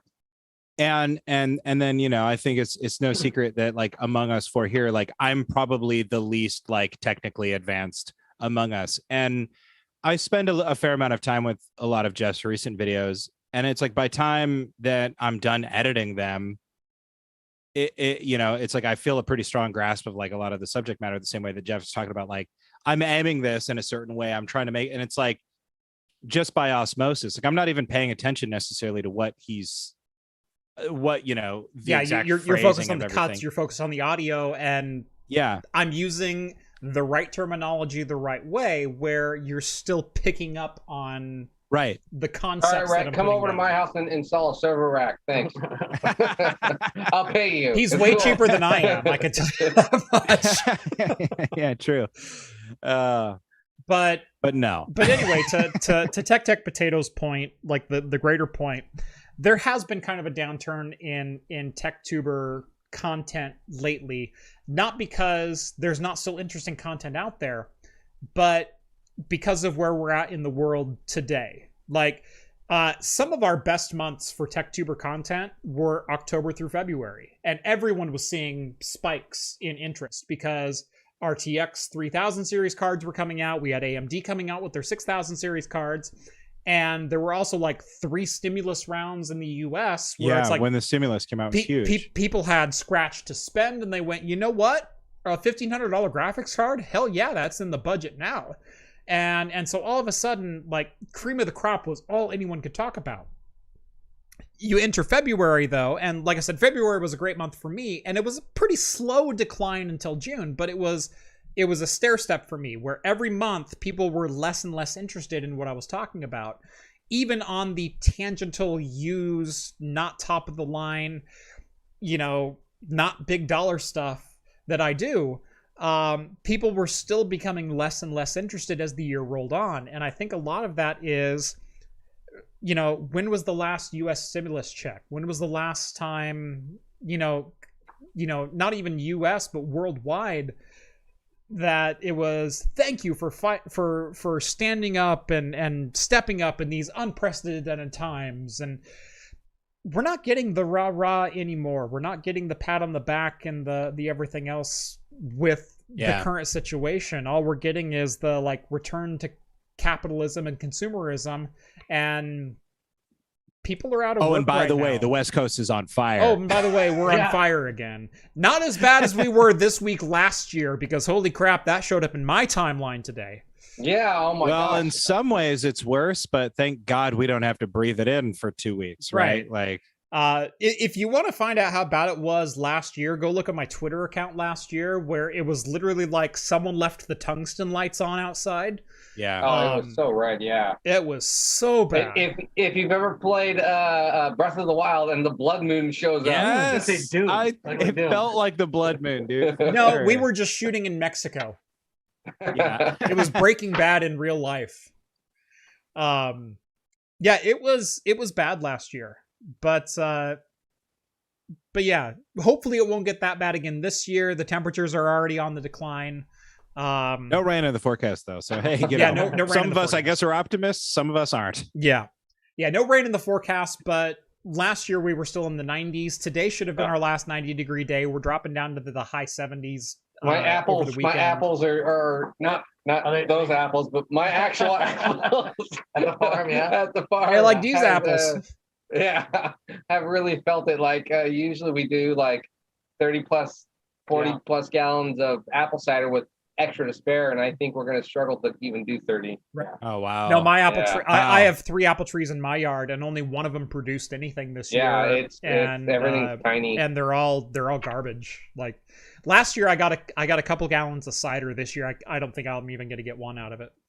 So, well, we do have a lot of super chats to bring it back into a more positive place. Big Spoon, $4.99. Longtime donor, first time watcher. Where are the feet pics? Moving on. First off, there's a sock. There's a sock. It's only 9 o'clock, but what I'm going to say is longtime donor, first time watcher. I believe that. Well, he's more had us on in one of his background screens. Like he has 30 TVs in his office, and I know we've always been on one of them, but he finally rotated his chair over and went, what the hell is this about? Yeah, he keeps the closed captioning on, but now he's got the volume. But he just watches with auto captioning. Yeah, exactly. Auto caption. He has no idea what's actually happening because the auto caption's pretty bad. But yeah, well, I believe that. Well, hey, cheers to you. Thanks for the $4.99 We don't again. have any And Jack though. we'll get some No, feet we don't. pics to you. I swear to God, I'll make it happen. I'll you snap see- some I candies. do have a bottle of Jack Daniels. It is right there, but it's the Jack Daniels rye. You Well, pointing that I means got- nothing I got to we me. have that. I got the distilled Jack Daniels. This distilled from the Jack Daniels. Brett showing off his garbage color stuff. guard Yeah. skills. It's basically the same. I mean, Jack Daniels still. It's a Jack Daniels. I didn't know you were a baton twirler for the University of Washington. Oh, absolutely. Until I took an arrow to the knee. Anyway, I don't have any Jack Daniels to share, but I do have more beer. But going to the super chats because we got a lot. Alice Asoko, Craft Computing. How much to get the four of you to sing "Band from Argo" in 4-part harmony? And I'm sad that I had to look up what Band from Argo was, and the Google result is the image of the Starship Enterprise. I can't listen to it because I have YouTube muted, so I'm so I think sorry. I know the song he's talking about. Yeah, go ahead and sing it in 4-part harmony. I don't know it. I've heard it. We could probably do that, but I need to hear it again. Like, I'll tell you what, we'll find it and do a karaoke and film it. there you And go. maybe it'll boost the channel. There you go. That's a good idea. We can do it off the air where we got a little bit of some Yeah. post editing action going Yeah. on. Yeah, Yeah. so everyone can pick their part and we'll record it and maybe I'll like post it on Twitter or something like that. I'll naturally get the lead harmony. Yeah, part. instead course. of the John Lennon legend or Right, Lennon you know you're a Reimagine, soprano. It's all going to be all four of us singing it on TikTok. It's going to Yeah. go viral. Yeah, instead of "Oh man, the Wellerman comes to feed on tea and rum." And I will say only 3 out of the 4 of us you actually want singing. Sorry, John. Yeah. Sorry, John. That's true. One of of us. us- Oh, Jeff. We don't want Jeff singing. John's got some serious frontman eye candy stuff going on, but you can't leave a microphone in front of him. Whoa. That's what auto-tune is for, man. I have an auto-tune pedal. I know. enough. I Yeah. hook it up next to my drum kit. Boom. Auto-tune. Nailed I- it. Nailed it. I mean, John may I look borrowed like it to a red-headed bearded guy we both know, and it seemed to make him sound better. John That's John true, he could use it. John may look like the front man for a Nickelback cover band, but But it's only downstairs that I can cover the same. Next super chat from Michael Stevens, $10. I was around when you could buy near beer, 3.2% at 18 years old. We had a craft beer back in my day. I'm sure if we had craft beer back in my day, I'm sure we would have drank more. Smiley face. I don't know what near beer is. I know it sounds very familiar. Is that like the equivalent? I kind of recall something like a It's short low beer. alcoholic beer. I remember my dad talking about like a short beer was like a low alcohol. yeah, low beer. ABV. Now they and just stuff. call it. Yeah, they just call it. Yeah, Session no, beer. No, it's Now yeah, we just they call it non-alcoholic seltzer beers. beer, hard seltzer. Oh, near- Seltzer. Interesting. Well, no, there's some high alcohol seltzers now. Yeah, you guys ever Yeah. see that Four Loco? Jeff, you refuse to take that 14% I offered you. You didn't offer to me yesterday. I offered you the domestic stuff. You said, "Oh, you don't want the Coors Light seltzer," and I said, "Hell yeah, I don't want the Coors Light seltzer." You never All I said heard Four was, Loco "Hell yeah." 14, And I handed it to you, and then you just took off driving. right? Hey I Jeff, was you like, forgot wow, your I've never pickle seen beer. I've never seen Jeff move out of my garage so fast. It's because I already had the Firestones. I know. I was Yeah, running so like then this, John. Didn't you see takes me? a selfie because he's like, oh, it's blurry. That's because you stole beer from me and took off. Uh-huh. I took the selfie right as his door opened, so I needed to get out of there quick. Yeah, like Yeah. he heard like, who's taking my beer? Yeah, like most reptilians, John's vision is based on motion. So The next super chat is from Tech Potato. We might have touched base on this, but bears repeating for £5. No downturn for me. It's going to be 1,000,000+ views a month. I've only got 1/16 the subs of Paul. A little bit of flex there, but Tech Potato. You got my sub I only already got tonight, 60,000. So I gotta say, Tech Potato. So let's put this into perspective. We had similar launches of our channels, believe it or not. I had You guys success. both launched in a tap room? I had, yeah, he didn't film above a tap room. He found his He help wanted to, from though. Because he failed bet he wanted podcast? to. John, he started in the pandemic. Like, but you saw success early on. I saw success early on, even though I didn't even have the name Dr. Ian Cuttress of Anantech. But some of my early videos caught pretty quickly and immediately hit 10, 20, 30,000 views. Like, it was really, really quick return. And my first 3 or 4 videos, I'm going, this shit is easy. And then I posted a keyboard review and got like 1,000 views. And it's like, oh, I have to work for this, don't I? Yeah. But I kept the content up and around 10,000 views. In fact, my most popular video, I thank everyone for 10,000 subs. Like, let's put it that way. Nice. Wish.com has 2.6 million views. And in that video, I say, welcome back to Craft Computing, all 10,000 of you. I'm Jeff. Yeah. That's Dude, I a remember when that line video blew from up. the video. And I went from 10,000 to 50,000 like in a week. Dude, I remember when you crossed 1,000 because I was like talking to Taylor, who I do my podcast with. I was like, okay, we got to figure out what he did right because, like, Right? we had Jeff on our podcast. Yeah, you just did Wish.com. I guess so. It just doesn't translate quite well to a game dev podcast. Right. Well, you gotta sit there and like buy the characters or like figurines. Something. What's I guess funny if I is- think- Like I gotta buy these dice from Wish.com. Yeah. What's really funny is my public speaking debut was on Game Dev's Quest. I wasn't even Craft Computing at the time. I had registered the name, but I hadn't done anything. I hadn't even posted my first video yet. And so I was still like Jeff from Capital Taproom, the dude who does VR above a bar. And you know, That's right. who we owe it? We owe it all to John, for God's sake, dude. Because I tell the story all the time, but he was always like, "Hey, man, like you got to go upstairs and play VR." And I was like, such a gimmick, dude. And I'd come in. He got people drunk and got them to go up there. It was just Brett, I just wanted your money. You know, just wanted your Fair money. enough. But dude, I'd come in probably like 10 times before I finally went up there and had my mind blown and met Jeff. And you would tell me every single time, you're like, dude, I'm telling you, you got to go upstairs. You had like a party with like pizza and all this sort of stuff. Oh, yeah. Go upstairs for God's sake. And I finally did. And yeah, I met Jeff and I was like, dang, this would be pretty cool. I could talk about this in my game dev podcast, you know? And so he goes, hey, Jeff, you want to be on a podcast? And I went, yeah, sure. Like, I like to talk. That's cool. And so he had to break it into 2 episodes because it was so freaking long because I talk forever. well, and what's funny to think too is like, I didn't know you. I had played some VR games. Like my brother was there that night. I kind of knew you tangentially. Like I had met your brother before and we'd talked. And I think I had like a beer with you downstairs before. And Well, hang on. Let's all get this straight. It was Star Trek and beer that bonded everyone together. For sure. As it was. usually is. Yeah. It was, I had nothing on my bar. I was like, you know what? Next Gen or DS9 is on. And then both of you just walk through the door and then like... No. With you, it was TNG or Futurama or Archer. Yeah. That's Like true. you Which didn't is even also go DS9 on me. Yeah. Even out of courtesy. Yeah. Yeah. But then both of you were like, okay, I'm going to sit at the bar now because I want to watch the show. Right. Yeah. And then the 2 of you started talking. Yeah. So Rhett and I had a couple of drinks together over a couple of weeks. And then finally he came upstairs and tried VR.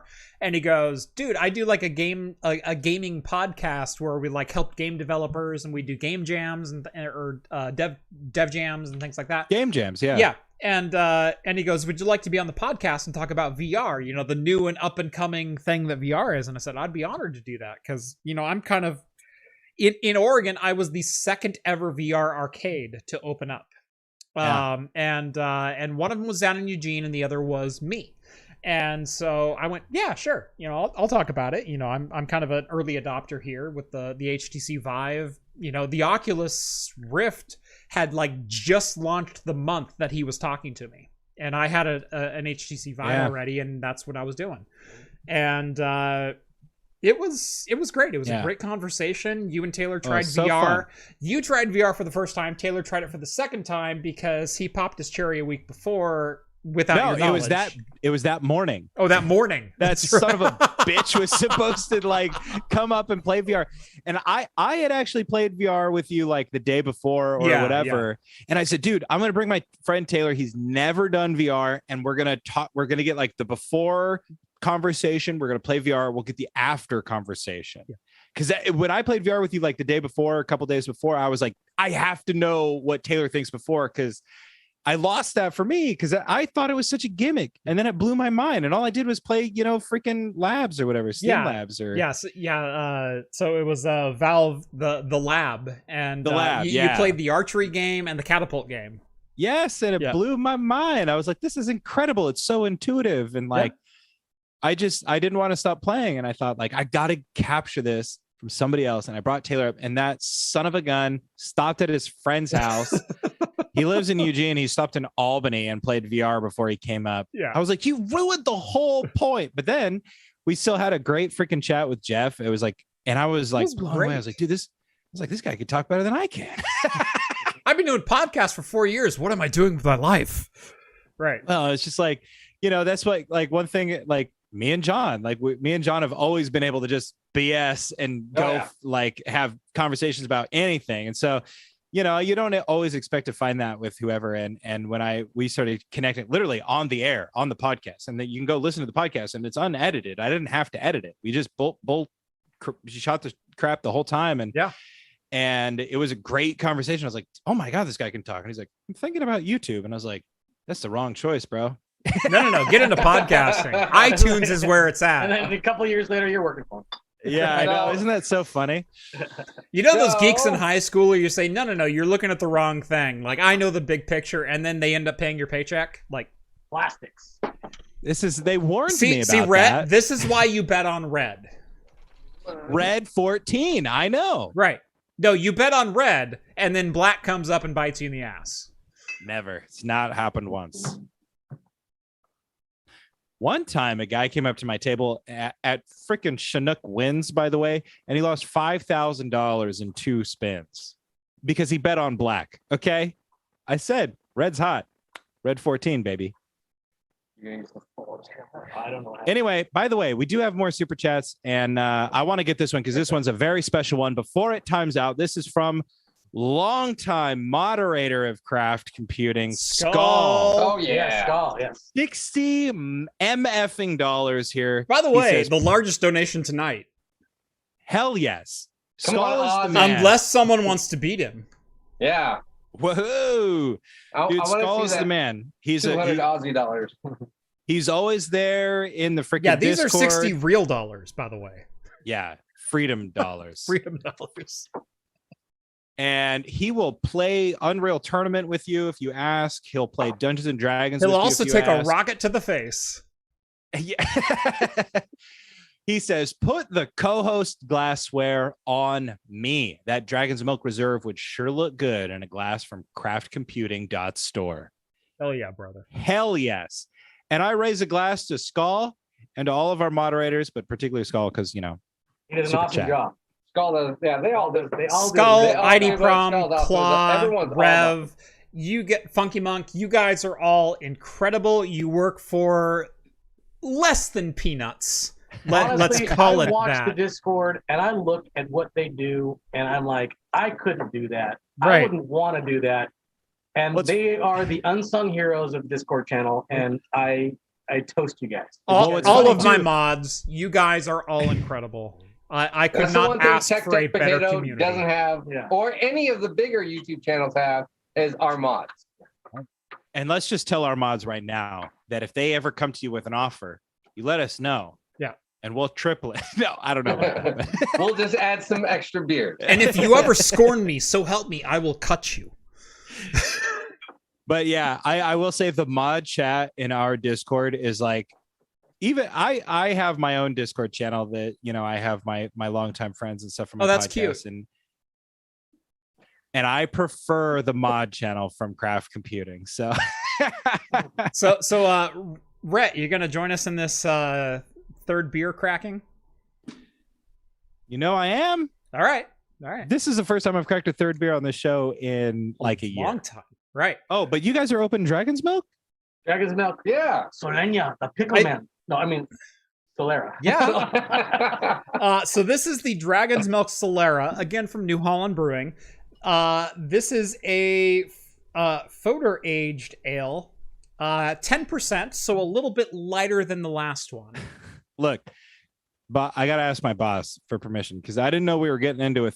I grabbed because we were supposed to be at a brewery tonight, like some of our fans have pointed out tonight. I would have loved to be at a brewery tonight, but unfortunately, COVID being what it is, Delta variant being what it is, freaking anti-maskers and anti-vaxxers being what they are, and myself having a 6-month pregnant wife, it just was not an option. We made the correct choice, but because we were supposed to be there, I went there and I picked up some from the reserve. Ooh, you got some s'more from Sandy Am. I was trying to say, should I go upstairs and get the freaking dragon's milk, or should I drink this? You know what? I say go for s'more. I say give Sandy Am some love, because Sandy Am opened their doors to us. They were saying, "Come on in. Here's our lounge right in front of our brewery. No charge. Like, please come broadcast with us." And the lounge is great too. And unfortunately, it's like a smoking lounge. They're very. It's a gorgeous room. Yeah. It really is a beautiful room. Dope. Yeah, it's like, and then it's open right to the fermenters right next to it, so it's a super dope room. Right. I told Jeff, I said, hey, when we're not going, I'm gonna go get some beer. I was thinking about handing it out to everybody, but then Jeff made the beer run last night, and I missed the train. Yeah. But look. I'm sorry I'm not drinking Dragon's Milk. It's all the way upstairs. It's a long ass walk to that beer fridge. I already got the s'more here. And this is kind of a play on their classic porter, which is called the Cole Porter, if anybody's familiar with Sandy Am. And if not, hop your ass on over to oh God, do they have a website? I think Sandy Am Brewing. That's how Jeff gets all of his beers. Yeah, right. Okay, I'm just checking. Okay, I used to be sponsored by SandyAmBrewing.com. Got it. Thank you. Get your ass on over. Hey, Rhett, did you get my present? I did. Yes, and I was hoping to have it on and back, but I just don't have everything set up yet. Right. So. I just thought that was the I know we talked about it and I couldn't find the bottle, but I was like that's going to Rhett. Yes, dude. Thank you. It's proudly on display in my kitchen, where some of my most intricate glassware is displayed. If you open the box, there's even a sleeve in it. I hand delivered that bottle to him myself. He does have it. It is in good hands, and it could not be in a more fitting home. Let's see. No, even like the moment I got that bottle, I'm like, I know who this is going to. Right. Yeah, dude, that was. We've been talking about that for more than a year now. So yeah, I'm just glad it got to you. Jeff brought it, and he said, first and foremost, John wanted to make sure this went into your hands. So I finally got it. Proud display in my house, and as soon as I get space for it on camera, it's going to be down here. You tell your son. You point to it and be like, "That's the beer you need to have, boy. This is what we used to drink before there were craft beer. We call this liquid gold, son. Made with proud Yakima hops." I think it does say that, actually. It does say that. Yeah, we're not ad-libbing here. We're just reading the bottle. Got a couple more super chats. We got Trippic send over some more Kiwi Bucks. Whoa. You skipped one. I did not. Oh, Scott. Yes, holy crap, I did. Sorry. My apologies. Scott sends over $50. Dragon's Milk Reserve 2021-1 in my glass. USA up 2-1 in soccer on my TV, and episode 200. Dokovic and Secret Chat on my screens. It's a good night and a great community. You know what? I will drink to that. Here's to you, Scott, and here's to the USA soccer team that's up 2-1 on your TV right now. I never care about America until sports are involved, and all of a sudden I'm a fanatic. Right. The fact that he's watching multiple things. Hit me up at World Cup time. Like, seriously. Yeah, there you go. Like, remember Back to the Future 2 when his kid came in and started watching multiple channels? Yeah.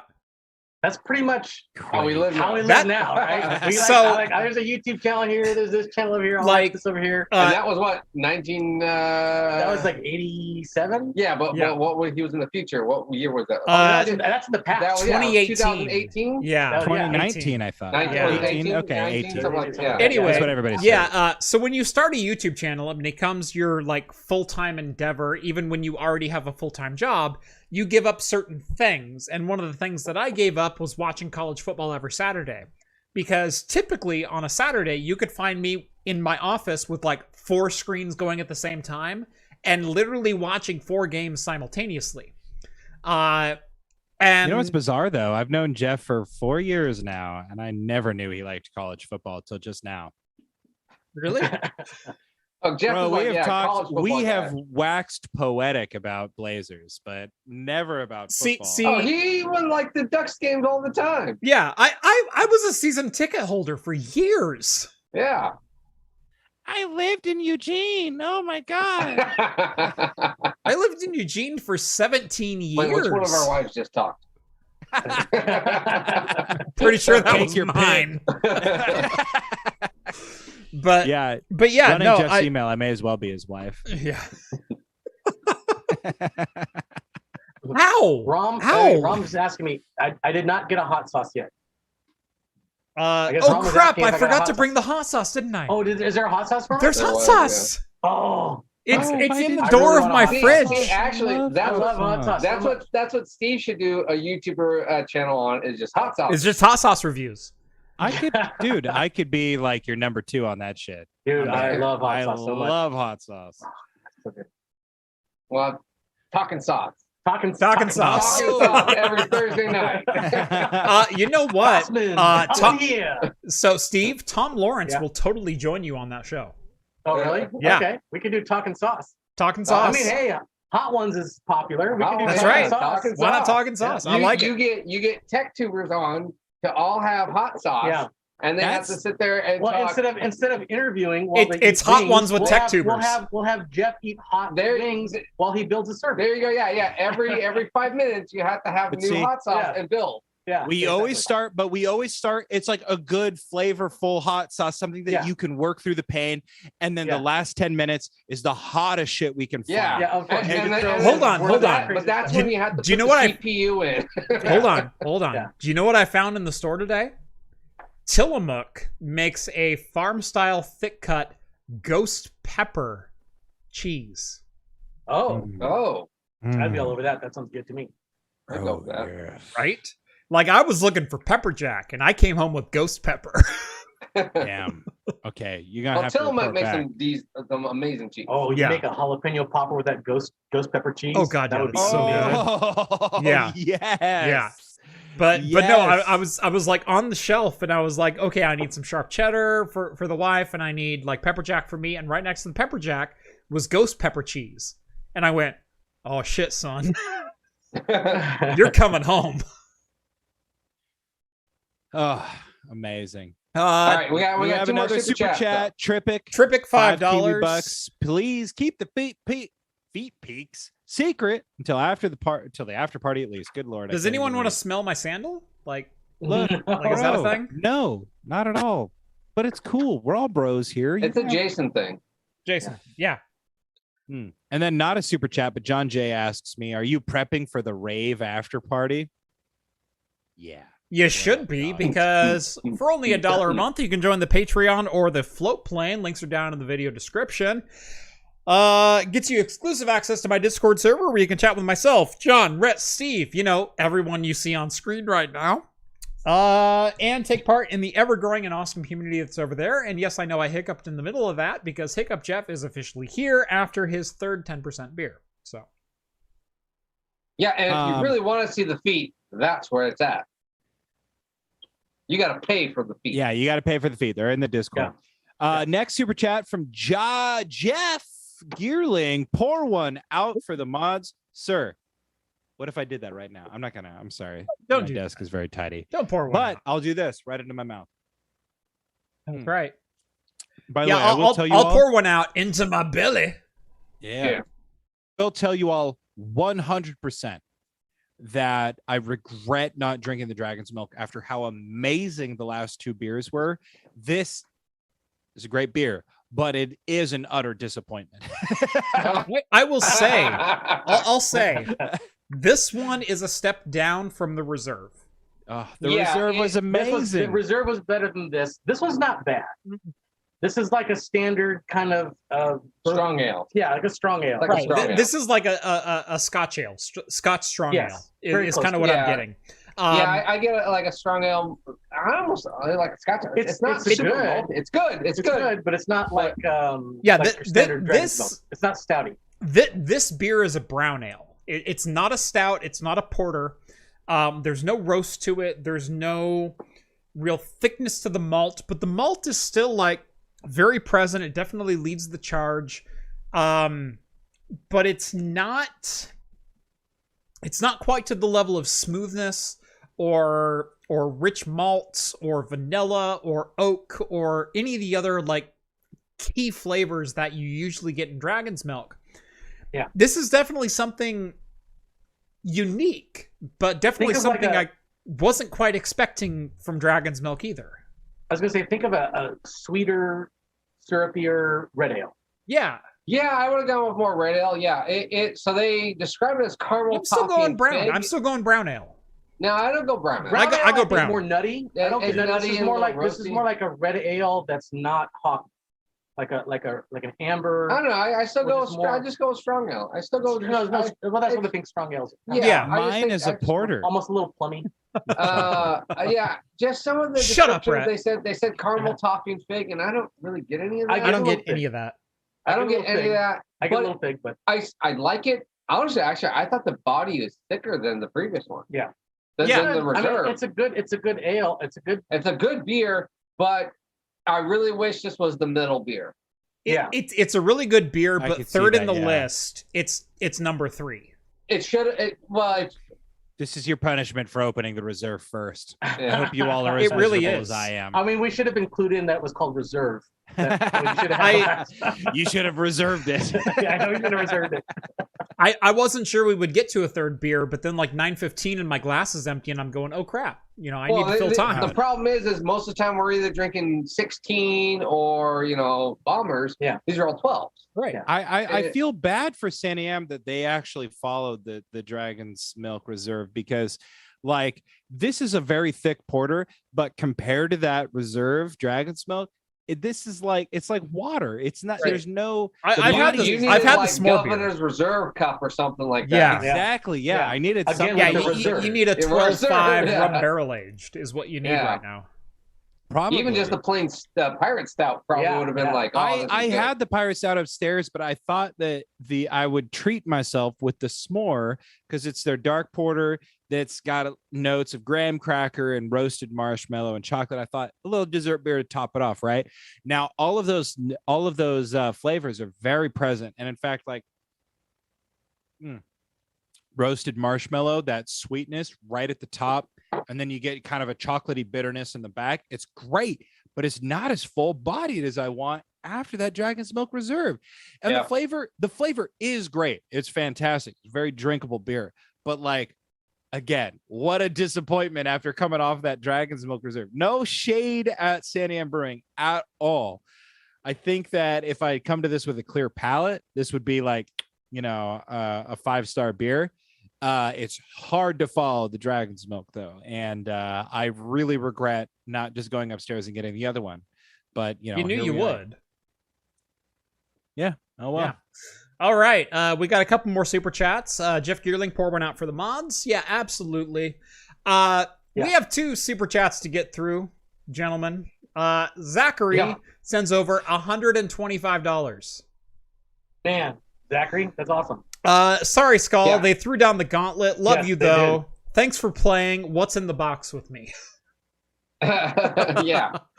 That's awesome. And not to be outdone, Big Spoon. Drinking too much Jack. Yeah, someone's drinking too much Jack, which, I don't know, we can keep the stream going for another 30 minutes at least. Just for him. Big Spoon sends over $125.69. Sorry, Zachary. They threw down the gauntlet. Love you, though. Thanks for playing. Who's in my mouth with me? #TikTok. So I don't know if you know, but somehow Spoon is a TikTok sensation. He is. What? Our very own Big all, Big All Spoon. he posts, he goes to like not like a lot of like Chuck E. Cheese events or some these random quarter machines, and just films himself putting a quarter in, and like, all right, let's see what happens. That's his whole shtick. And that's a TikTok sensation. What's like funny is 30 million views. he's Big Ben Spoons? Okay. Yeah. What's funny Do is you he's make the money second from TikTok? person I that don't I know. know I don't that does like quarter machine for profit or views or whatever else. Because I know a guy who will go to Chuck E. Cheese by himself as like a 48-year-old overweight male and play the games and get the tickets because he knows how to get the tickets. He knows how to play the games. And he'll spend like $7 and leave there with like $100 worth of merch from Chuck E. Cheese. Yeah. I'll tell you what. Is there a market for like going to malls and putting quarters in the little car rides as a 40-year-old guy just sitting Maybe. there riding it? You don't know Filming until you it? do the market You research. don't know. you don't know. Steve, it's They don't know he's a it's all about the 40-year-old guy. Apache helicopter. Yeah. How about this? How about this, guys? I'm not on TikTok. I swear I never would be. But a Big Big Spoon comes in with another minor super chat. Doesn't have to be $125.69. And by the way, nice 69 cents. Am I right? Yeah. I will. The nice was implied. I will get it. I will get a TikTok on my phone, the app, And sub to his presumably, channel. and I will sub to his channel if that's a can I do that? 29 million views in 60 days, he says in chat. Yeah. 29 million Views. Yep. To put that in perspective, I have like 19 million views on my YouTube channel. Total. All right. So I'm assuming he can't pass up the advertising. So I'm gonna go ahead. I'm gonna start downloading TikTok now, but unless I get Novella Hub says he should go to Dave and Buster's. Dave and Buster's isn't a thing in Oregon. It is too. There's one in Jansen Beach, I think. Oh, Jansen Beach, I that's waited right. at Dave and Buster's to Clackamas. audition. Clackamas Mall has a Dave and Buster's. And I went there to audition for How the did I not Amazing know Race. Yeah, well, there was whatever restaurant used to be in Clackamas Mall. I think it was like a Buffalo Wild Wings or something like that. But it turned into a Dave and Buster's. They had a I haven't been there in Chili's. years. They had a Chili's Chili's or that something. closed. Okay. Yeah. Yeah, they turned it into a 2-story Dave and Buster's. Really? Really? Yeah. Oh. It's been that long since I've been there then. I think I went up there. It's and been it up was there like, for more than 10 years, for sure. I just drive past that to go to the airport. I'm sorry. No, I haven't gone to Clackamas Mall in 7-8 years. It's but been yeah, like 8 years for me, yeah. Since the shooting. Yeah? I was there the week before the And it has shooting. not I even don't talking know about that that I've been shooting back there. since. No, not the shooting of the Matrix. No, I'm talking loaded? about when Damian Lillard's brother was shot. Ooh. Did I just ruin everybody's good time? You did. Way to bring us down. Wow, thanks Bring it for- down. Bring Way it to down. bring us Wow. down. Jeez. TikTok. Oh my God, $50. There for it Big is. Big Spoon. TikTok ad. $50 for a sub. You are the most expensive sub probably that anyone's ever paid for TikTok. So how do I do this? Do I just sign in with Google? Actually, our redheaded friend is pretty prominent on it as well. His are Yeah, he pretty plays entertaining. chess. Yeah. No. He does some like carving and stuff on it too. Oh, Like a with his meat? lathe? That's Yeah. cool. No, it's actually not bad. I'm entertained by those ones. That's Oh. funny. Our mutual friend. Yeah, I know who he is. Well, yeah, I know you know. Mhm. Why do you say it like that? Like it's some sort of I know secret, that though. you know Do you that I want me know. to say it out? I mean, it's like your brother-in-law. He's talking about my brother-in-law, There we go. Yeah. I'll just go with that. Yeah, which is how I know John. I know John through my brother-in-law. yeah. All right, I'm The small signing world in. that connected us all, like holy crap.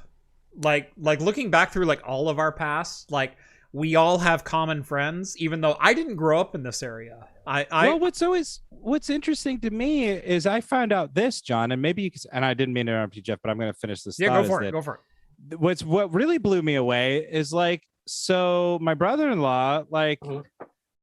he was like in this band that was like really popular for a while, and apparently like one of the members of this band was like Jeff's best friend or something. Yes, it was, Right? and That, like, I was blew my in that band too. Right? Like that just blew my mind when I found that out. Like I remember mentioning the name because Jeff had said it, and Bailey goes, wait, like, are you talking about this person? I Wait, was like, that guy? Yeah.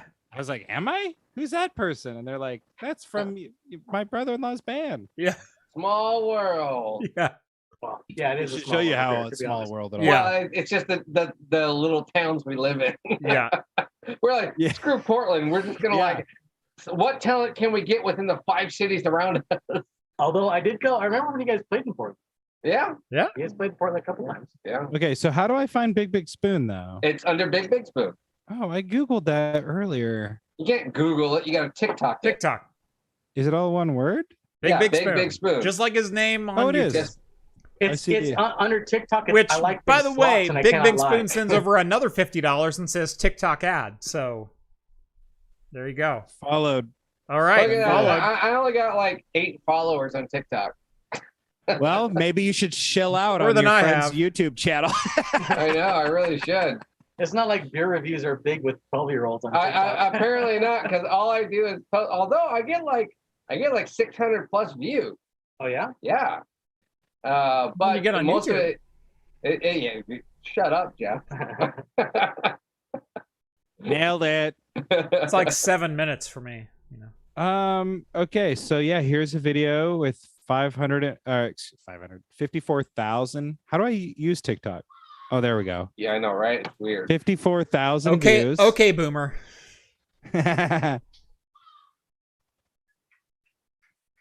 So there you go. There's Big Big Spoon. I've followed. I looked through his videos. You're legitimately the first TikTok follow I've ever made. So you should feel something. By and the way, I don't know what. Here but on you Star paid Trek for it. Day, I figured I should show off my coaster that I made myself. Oh yeah, show it off to the gray Oh, yeah. screen Yeah. on your Zoom call. Yeah. Yeah, I know. You can we all can't react see to it in Jeff. about 6 seconds. By the way, It's like 5 minutes, actually. Yeah. So- I gotta go live here. So OBS died hardcore on me.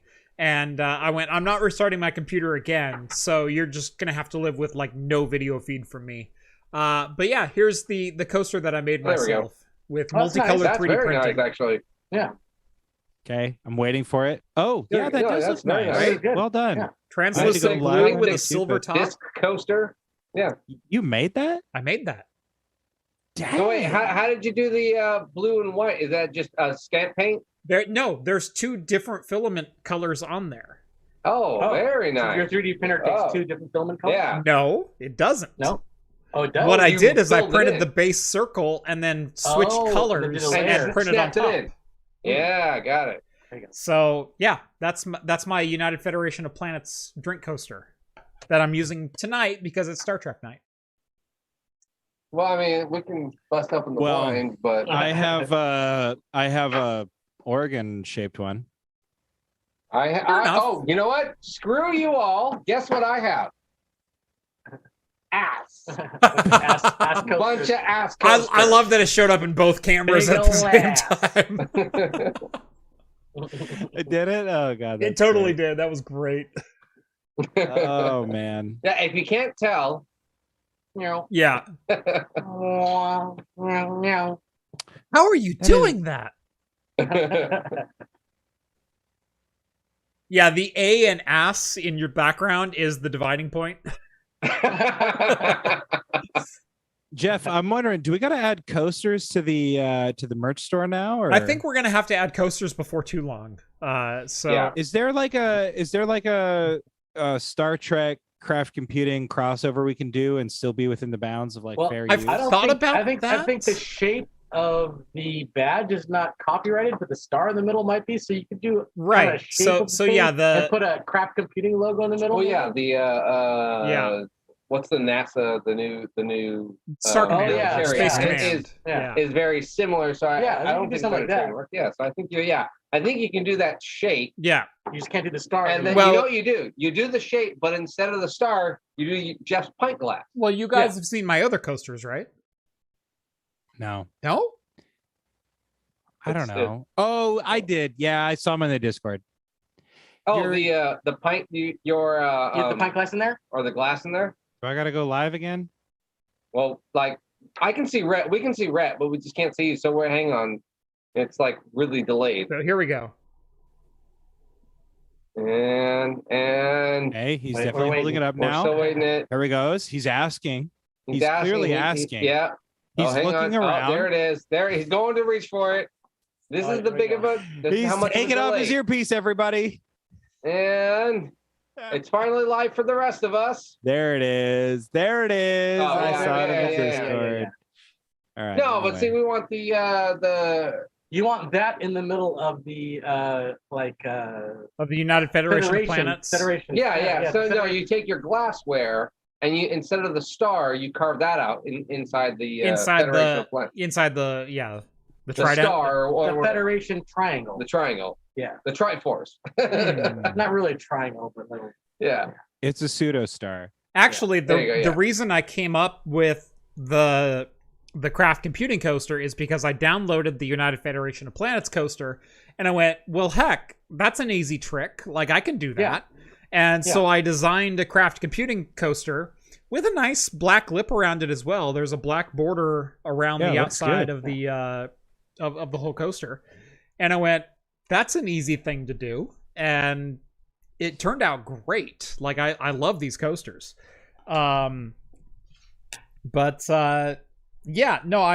Coasters are probably one of the next things that I want to look at as far as merch goes, because they should be pretty easy to manufacture depending on our manufacturer contacts. So Rhett, you might have a new thing that you need to look at. Coaster to Coaster AM. There you go. So, Coaster to Coaster AM. Shut up. That was too good of a joke. I hate you for that. I shouldn't be laughing at that. But that was so perfect. That's great. I was thinking about Coast to Coast AM before too, because one of the intros, I can't remember. Maybe it's George Norrie, but he always says, because we're live all over the world and people are all over the world. And he says, "Good morning, good evening, wherever you may be." Like I always think that when Jeff signs on and we're saying, hello, to everybody. All this stuff, yeah. In case I don't see you, good afternoon, good evening, and good night. Oh my gosh. Truman Show for all you. By the way, my wife saw that I that I logged onto TikTok for the first time. She's been trying to get me to get on TikTok forever. And, to that, honey, I do apologize. She's watching live right now, so I do apologize. But she's probably all like, I post videos of our son all the time on there. You don't even like them. You haven't even Some subscribed to spoon them." guy is the reason you get on? it's not my fault that Big Spoon wanted to spend that much money to get me You're on like, TikTok. babe, you give me $50, I will subscribe to our son's channel. It's cool. She said next time I spend her money, I can think about this in more detail. Oh, I don't pay you that much. Here I am, a lowly YouTube video editor, living off my wife's substantial income. I mean, Red, if you'd like to do mine, I can start bumping my content The only up. reason I can afford him is he has a sugar mama. Like that's it. Jeff, I'll tell you what, let's split his income and we'll give him like a $5 raise and you and I just split it. $5, you say? I'll kill a person for $5. Exactly. John, if you want to tack on to his salary, more power to you. Here's the thing, John. Well, okay, Red, do you like being paid in beer or money? Well, he can also get lots of your wife's merch too. Yeah, my wife, my wife. If do you like home decor? No. No. Does your wife like home decor? Let me ask you that. I've been to their home. I can say that's a no. We love decor, but do we love decor? I mean, come on. Is that where I'd spend my money? Like even with a discount? But if you got it for free. I mean, I don't know. You sound like a YouTube influencer right now. You're trying to get me to work for exposure. I mean, if you will just promote this video game, you will guarantee you get 50,000 likes on your video. I will not name the game. name. Are you sure I don't have to sell anything to my high school friends while I'm at it? Because honestly, I think this product could change their lives. I saw the other day an article about how to save money on your wedding, and one of them was finding a photographer and asking them if, based on the number of people that you get at a wedding, if they would do the photographs for free in exchange for like sharing their contact information with everyone that attends. No. And I went, holy crap. That's garbage. You take your checkbook out. Here's a trick. Yeah. Right. And you write the amount of money that they ask for, and then you sign your name. Right. And then you tear that out of your checkbook, you hand it to them. You pay the people for their work. And to everyone out there, if you work for exposure, then you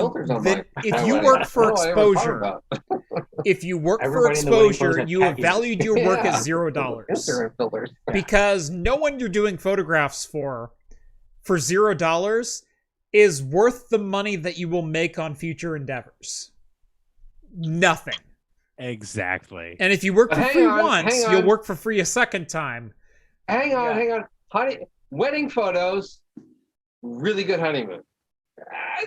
Or I'm saving a load of money. Here's the deal. I really don't care about something that's going to happen like 10 years, 20 years in the past. I could care less. I spent that's how you counter it. And then you're like, I don't want to see myself in this crappy tuxedo or my wife in this really horrific wedding dress that is super outdated by now. You just be like, I will do that as he suggests. Wow, this is group time all of a sudden. My OnlyFans afterwards. Yeah, seriously. Yeah. I can't be associated with talk like this. Honestly, I would have, if I could have convinced my wife, green screened outfits the whole way. Yeah. That's what I would have done. Every year, new outfits. We would have been like, oh, look at this. John literally got married in one of those Green Man suits with the face cut out right about here. It would have been the Star Wars trilogy. George Lucas could do my photography. For exposure. Every new year, there's to come a re-rendering of my wedding photography. Yeah. Special edition. So what I will say is I only spent $600 on a wedding photographer. I think I only spent about $1,200. I think I was around. I was less than. I think I was a little less than 1,200. I don't remember how much. I've been married a long time, so 600 might be equivalent to your guys' 1,200. For plausible deniability. Mine was the family and friends discount. Steve's the only person in my circle of friends who has been married longer than myself. So. Well, some like I attended like all of my friends' weddings as like minimum like 4 years married myself. So, well, by the way, though, everybody in chat is over here saying 2 years on me. Everybody in chat is over here saying like, "Dang, like Mrs. Rhett is savage." Like, oh, she's going for the jugular. You have no idea. She texts me though, and she goes, "It's not Mrs. Rhett. You're Mr. Bailey." But that's true. I'm sorry. It is. Bailey's awesome. She texted me saying all of this stuff in chat. She's like, oh God, that kills me. Bailey, just know that I respect you as the woman you are. Yeah, this has been a crazy week for me. So a lot of you may know my wife is currently 6 months pregnant, and this week has been a little bit difficult because it's been a difficult week for her. So excuse the misogyny in the current phrase that I'm going to use, but I've been doing a lot more Mr. Mom roles in the last couple of days. I've been doing a lot of laundry, a lot of pick up and drop off for the kids' various things, therapies and school and things like that. Nothing wrong with that. Right. Like it's like I've been busy with like the traditional, mom role of you things. might call it Mr. Mom, Jeff, but the rest of the world calls it parenting. Right. Yeah. She's lit up. You got kids. You're just being dad. Right, I'm just being dad. Yeah, like normal. You don't need to excuse it. There's no, I'm the one B. That's called a good marriage and a good relationship. Right. Now I understand that I'm the 1B to her 1A. Like she's my better half. That's how that works. But when 1A can't perform at the level that she's used to, then 1B needs to step up to that particular level. Right. And that's been what like the last 2 weeks have been for me. And so yeah, it's been quite busy, quite interesting trying to like shoot videos in between naps and preschool and therapy and a couple other things that we got going on. But yeah, it's been fun. Nice. Yeah, it's crazy times, man. It's gonna sneak up on you so quick. Obviously, you've got 2 of them already, but I'm blown away by how I like fast how you guys are trying been. to correct me when my oldest kid is 8. So yeah, no, I know. What do you know about parenting? What do you know about parenting? Yeah. Oh, I don't know. Yeah. I've been doing it more than twice as long as all of you combined. I know. I'm sorry. Finally, Are you the Mr. Parenting YouTube channel? Okay, come back when you have a successful. Come back when you have a 3rd kid on the way. All you single kid dads. No, I will not do that. When you drink as much as me, Jeff. You know what I'm going to do, Are Jeff? you challenging me? Are you a challenger? Jeff, I'm going to come to you in 8 years when I could have had 3 children, and I'm going to be like, I only have 1. If you need help with that, Brett, I'll just let me know. Yeah, but just saying. Cool. Oh God, I just. I mean, Bailey's pregnant for a 3rd time, but I still only have 1. But Oh my God, savage, dude, Jesus. Oh, that was too good. Sorry, Anyway, Bailey. I love you. Before you all know it. Oh no, dude, she's like Tom Hardy is. Yeah, maybe I'm waiting for her text on that one. I'm sure it'll come through sooner or later. She's like, damn straight. Bailey, you can do better. She's like, I had to leave his ass in that YouTube money. He just wasn't bringing it home.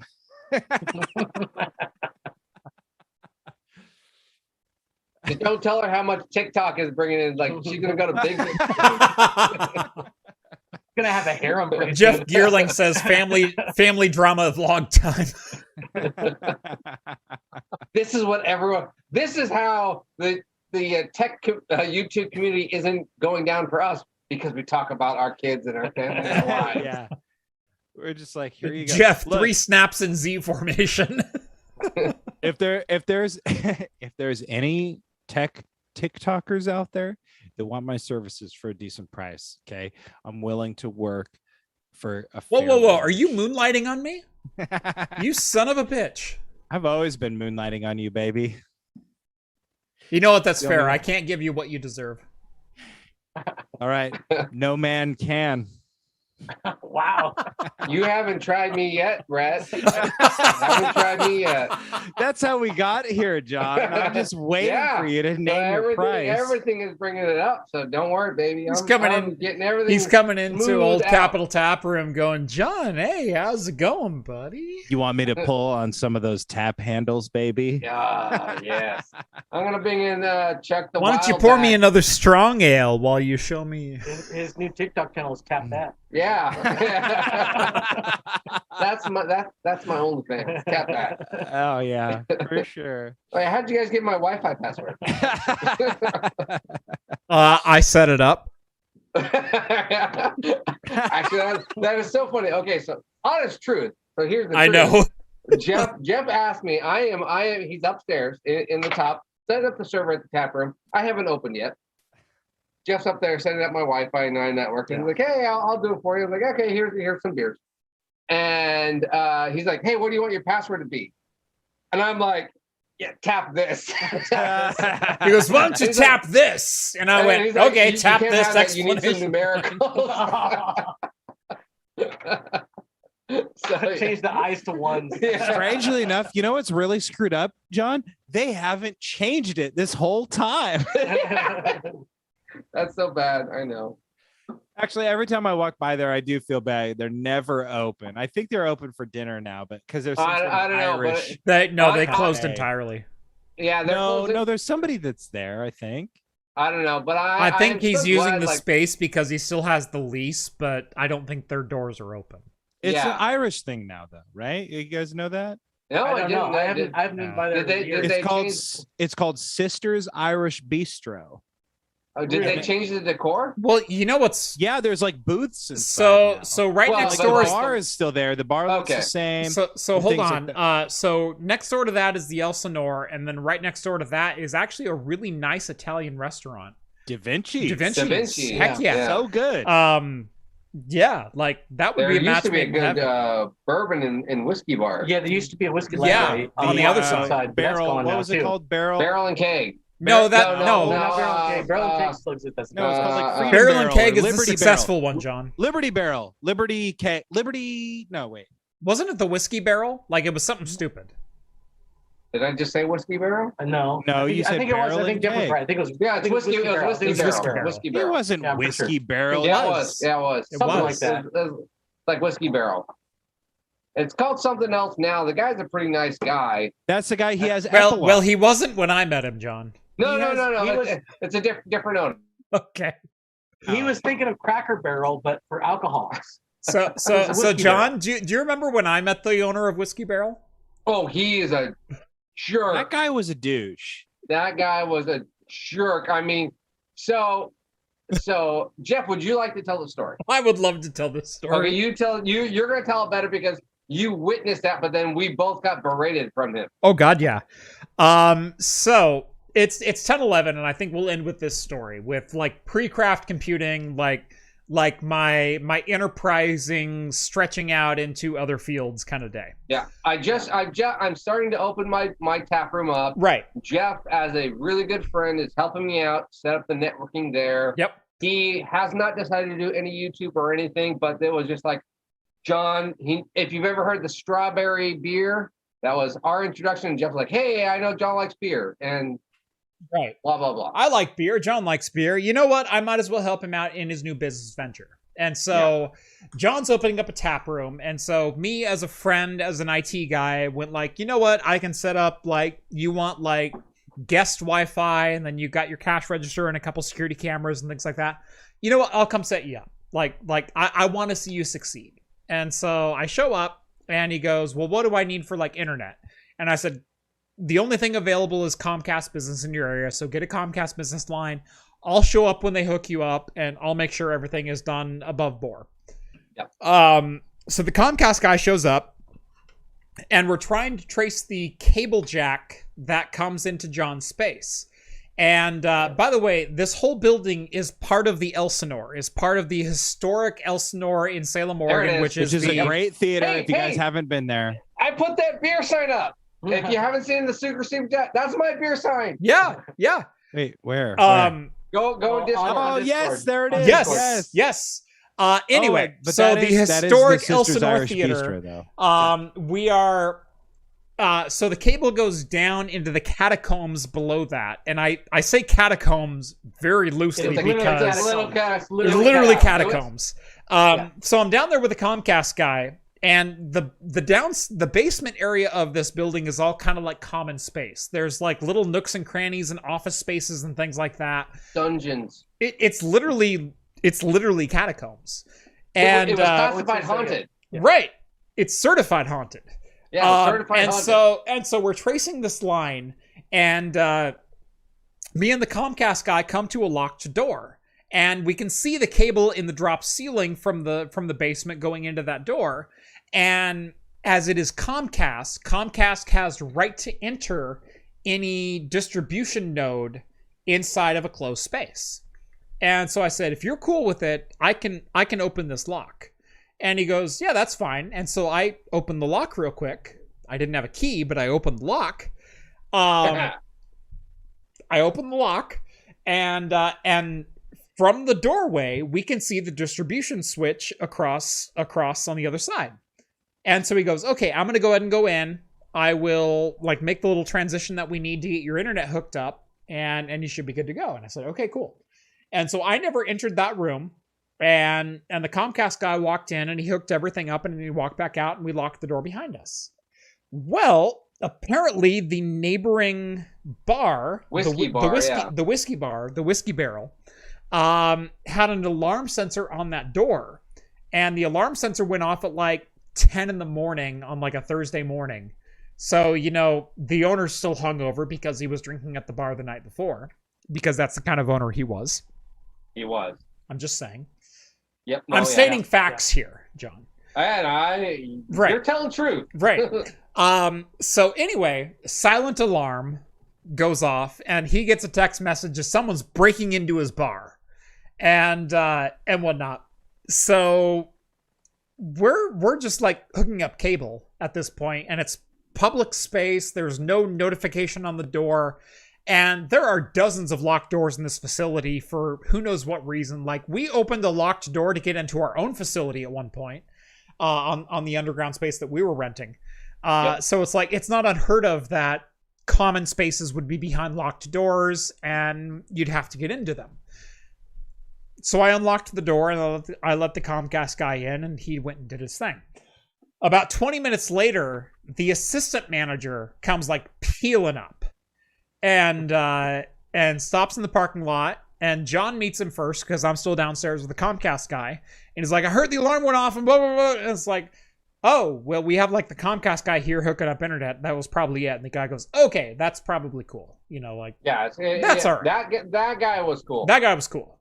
And he was the stereotypical like assistant manager to a bar. Like, he's got the beard that's down to here, and you trust every word that he says just because he says it because you're his best friend. Like, yeah, he was a cool guy. He was that kind of guy. He was a really nice guy. And so he goes, okay, I'll go ahead and text the manager and let him know to like stand down. It's okay, not a big deal. Like the door sensor tripped, but it's okay.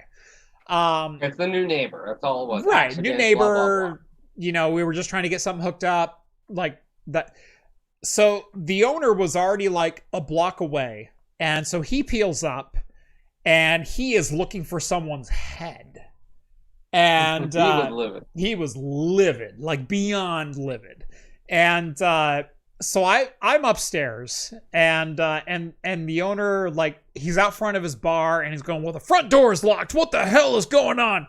And so the assistant manager goes over and he's, no, it's cool. The Comcast guy needed to hook up internet. He opened the door downstairs. It's not a big deal. You know, and they got what they needed. They closed the door. We're all fine. Well, what the hell is he doing opening my door, mother?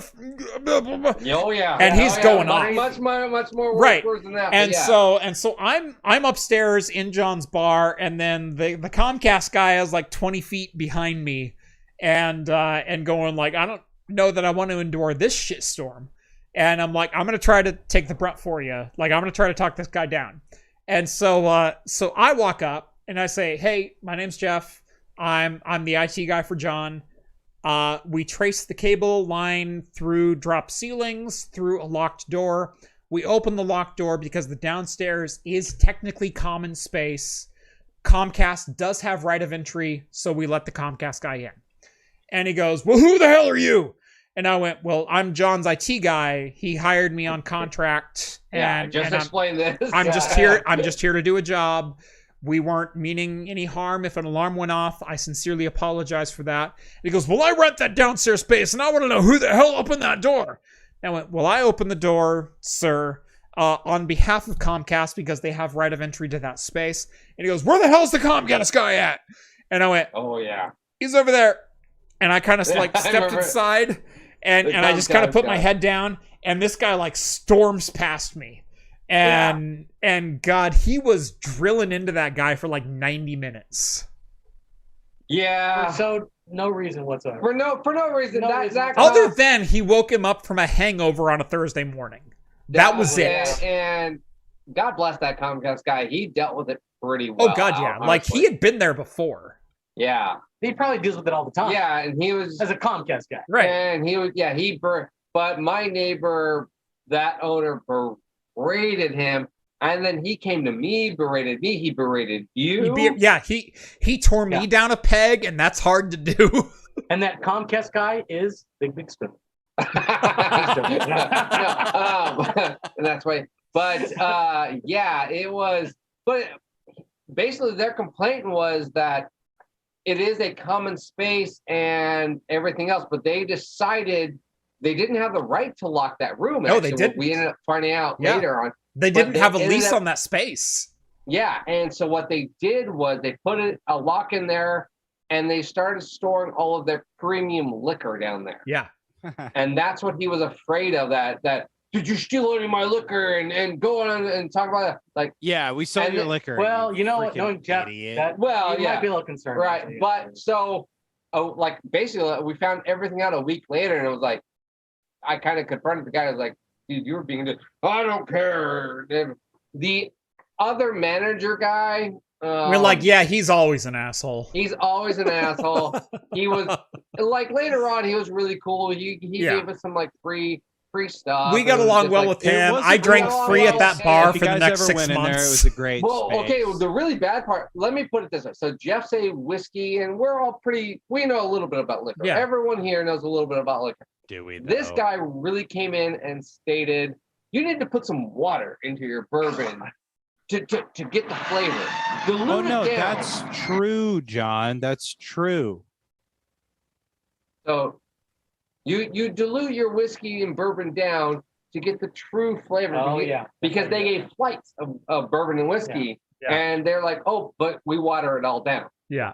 But this I is was like- true. You add a tablespoon of water. Yeah, Which is why they only lasted 9 months, and Capital Tap Room at least made it 3 freaking years. They were there Like, longer than 9 months. They were Yeah. there for like 3 years. They were there. Well, no. No. I outlasted them.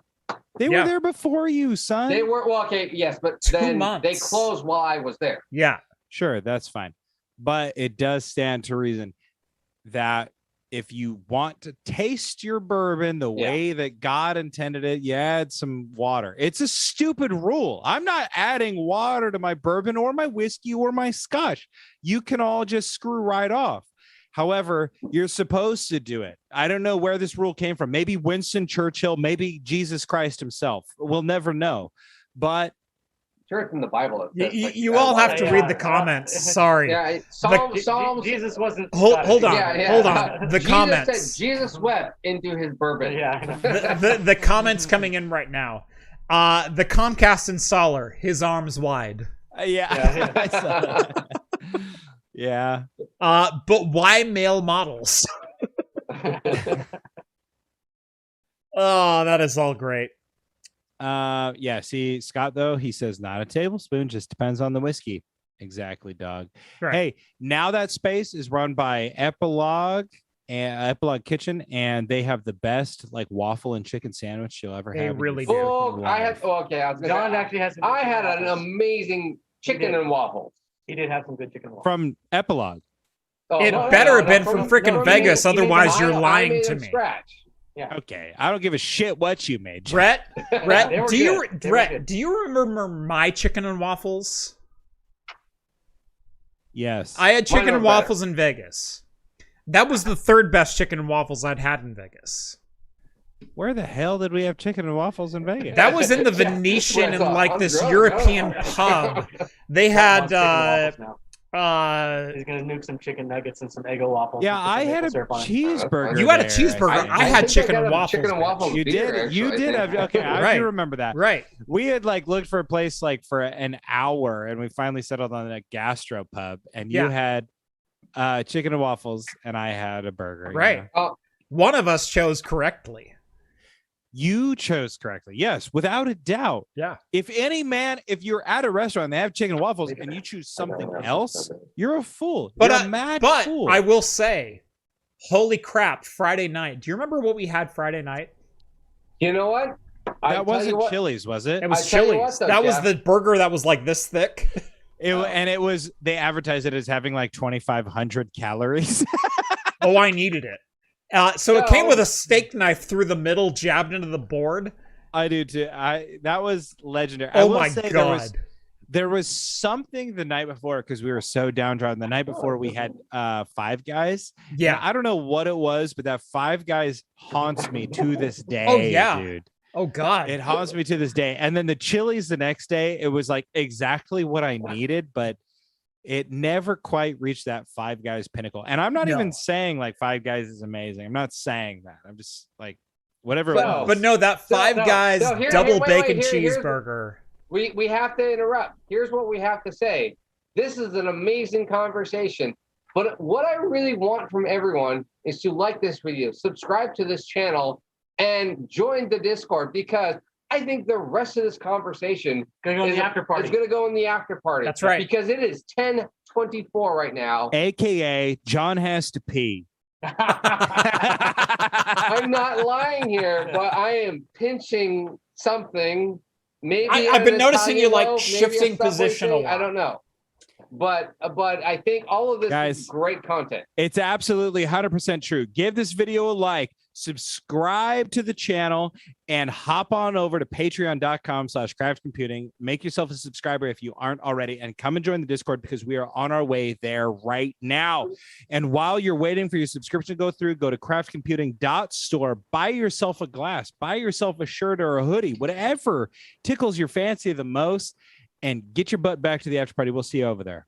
All right, see you guys. That's why I pay you the big bucks, Rhett. Thank you so much for watching episode 200 of Talking Heads. Subscribe to Hop. I'm Jeff, that's Rhett, John, Steve. This has been an episode 200. Thank you so much for watching. And as always, we will see you next Wednesday. Cheers, everyone. Cheers, y'all. You'll Thanks see me so much. again. Episode 200. Bye.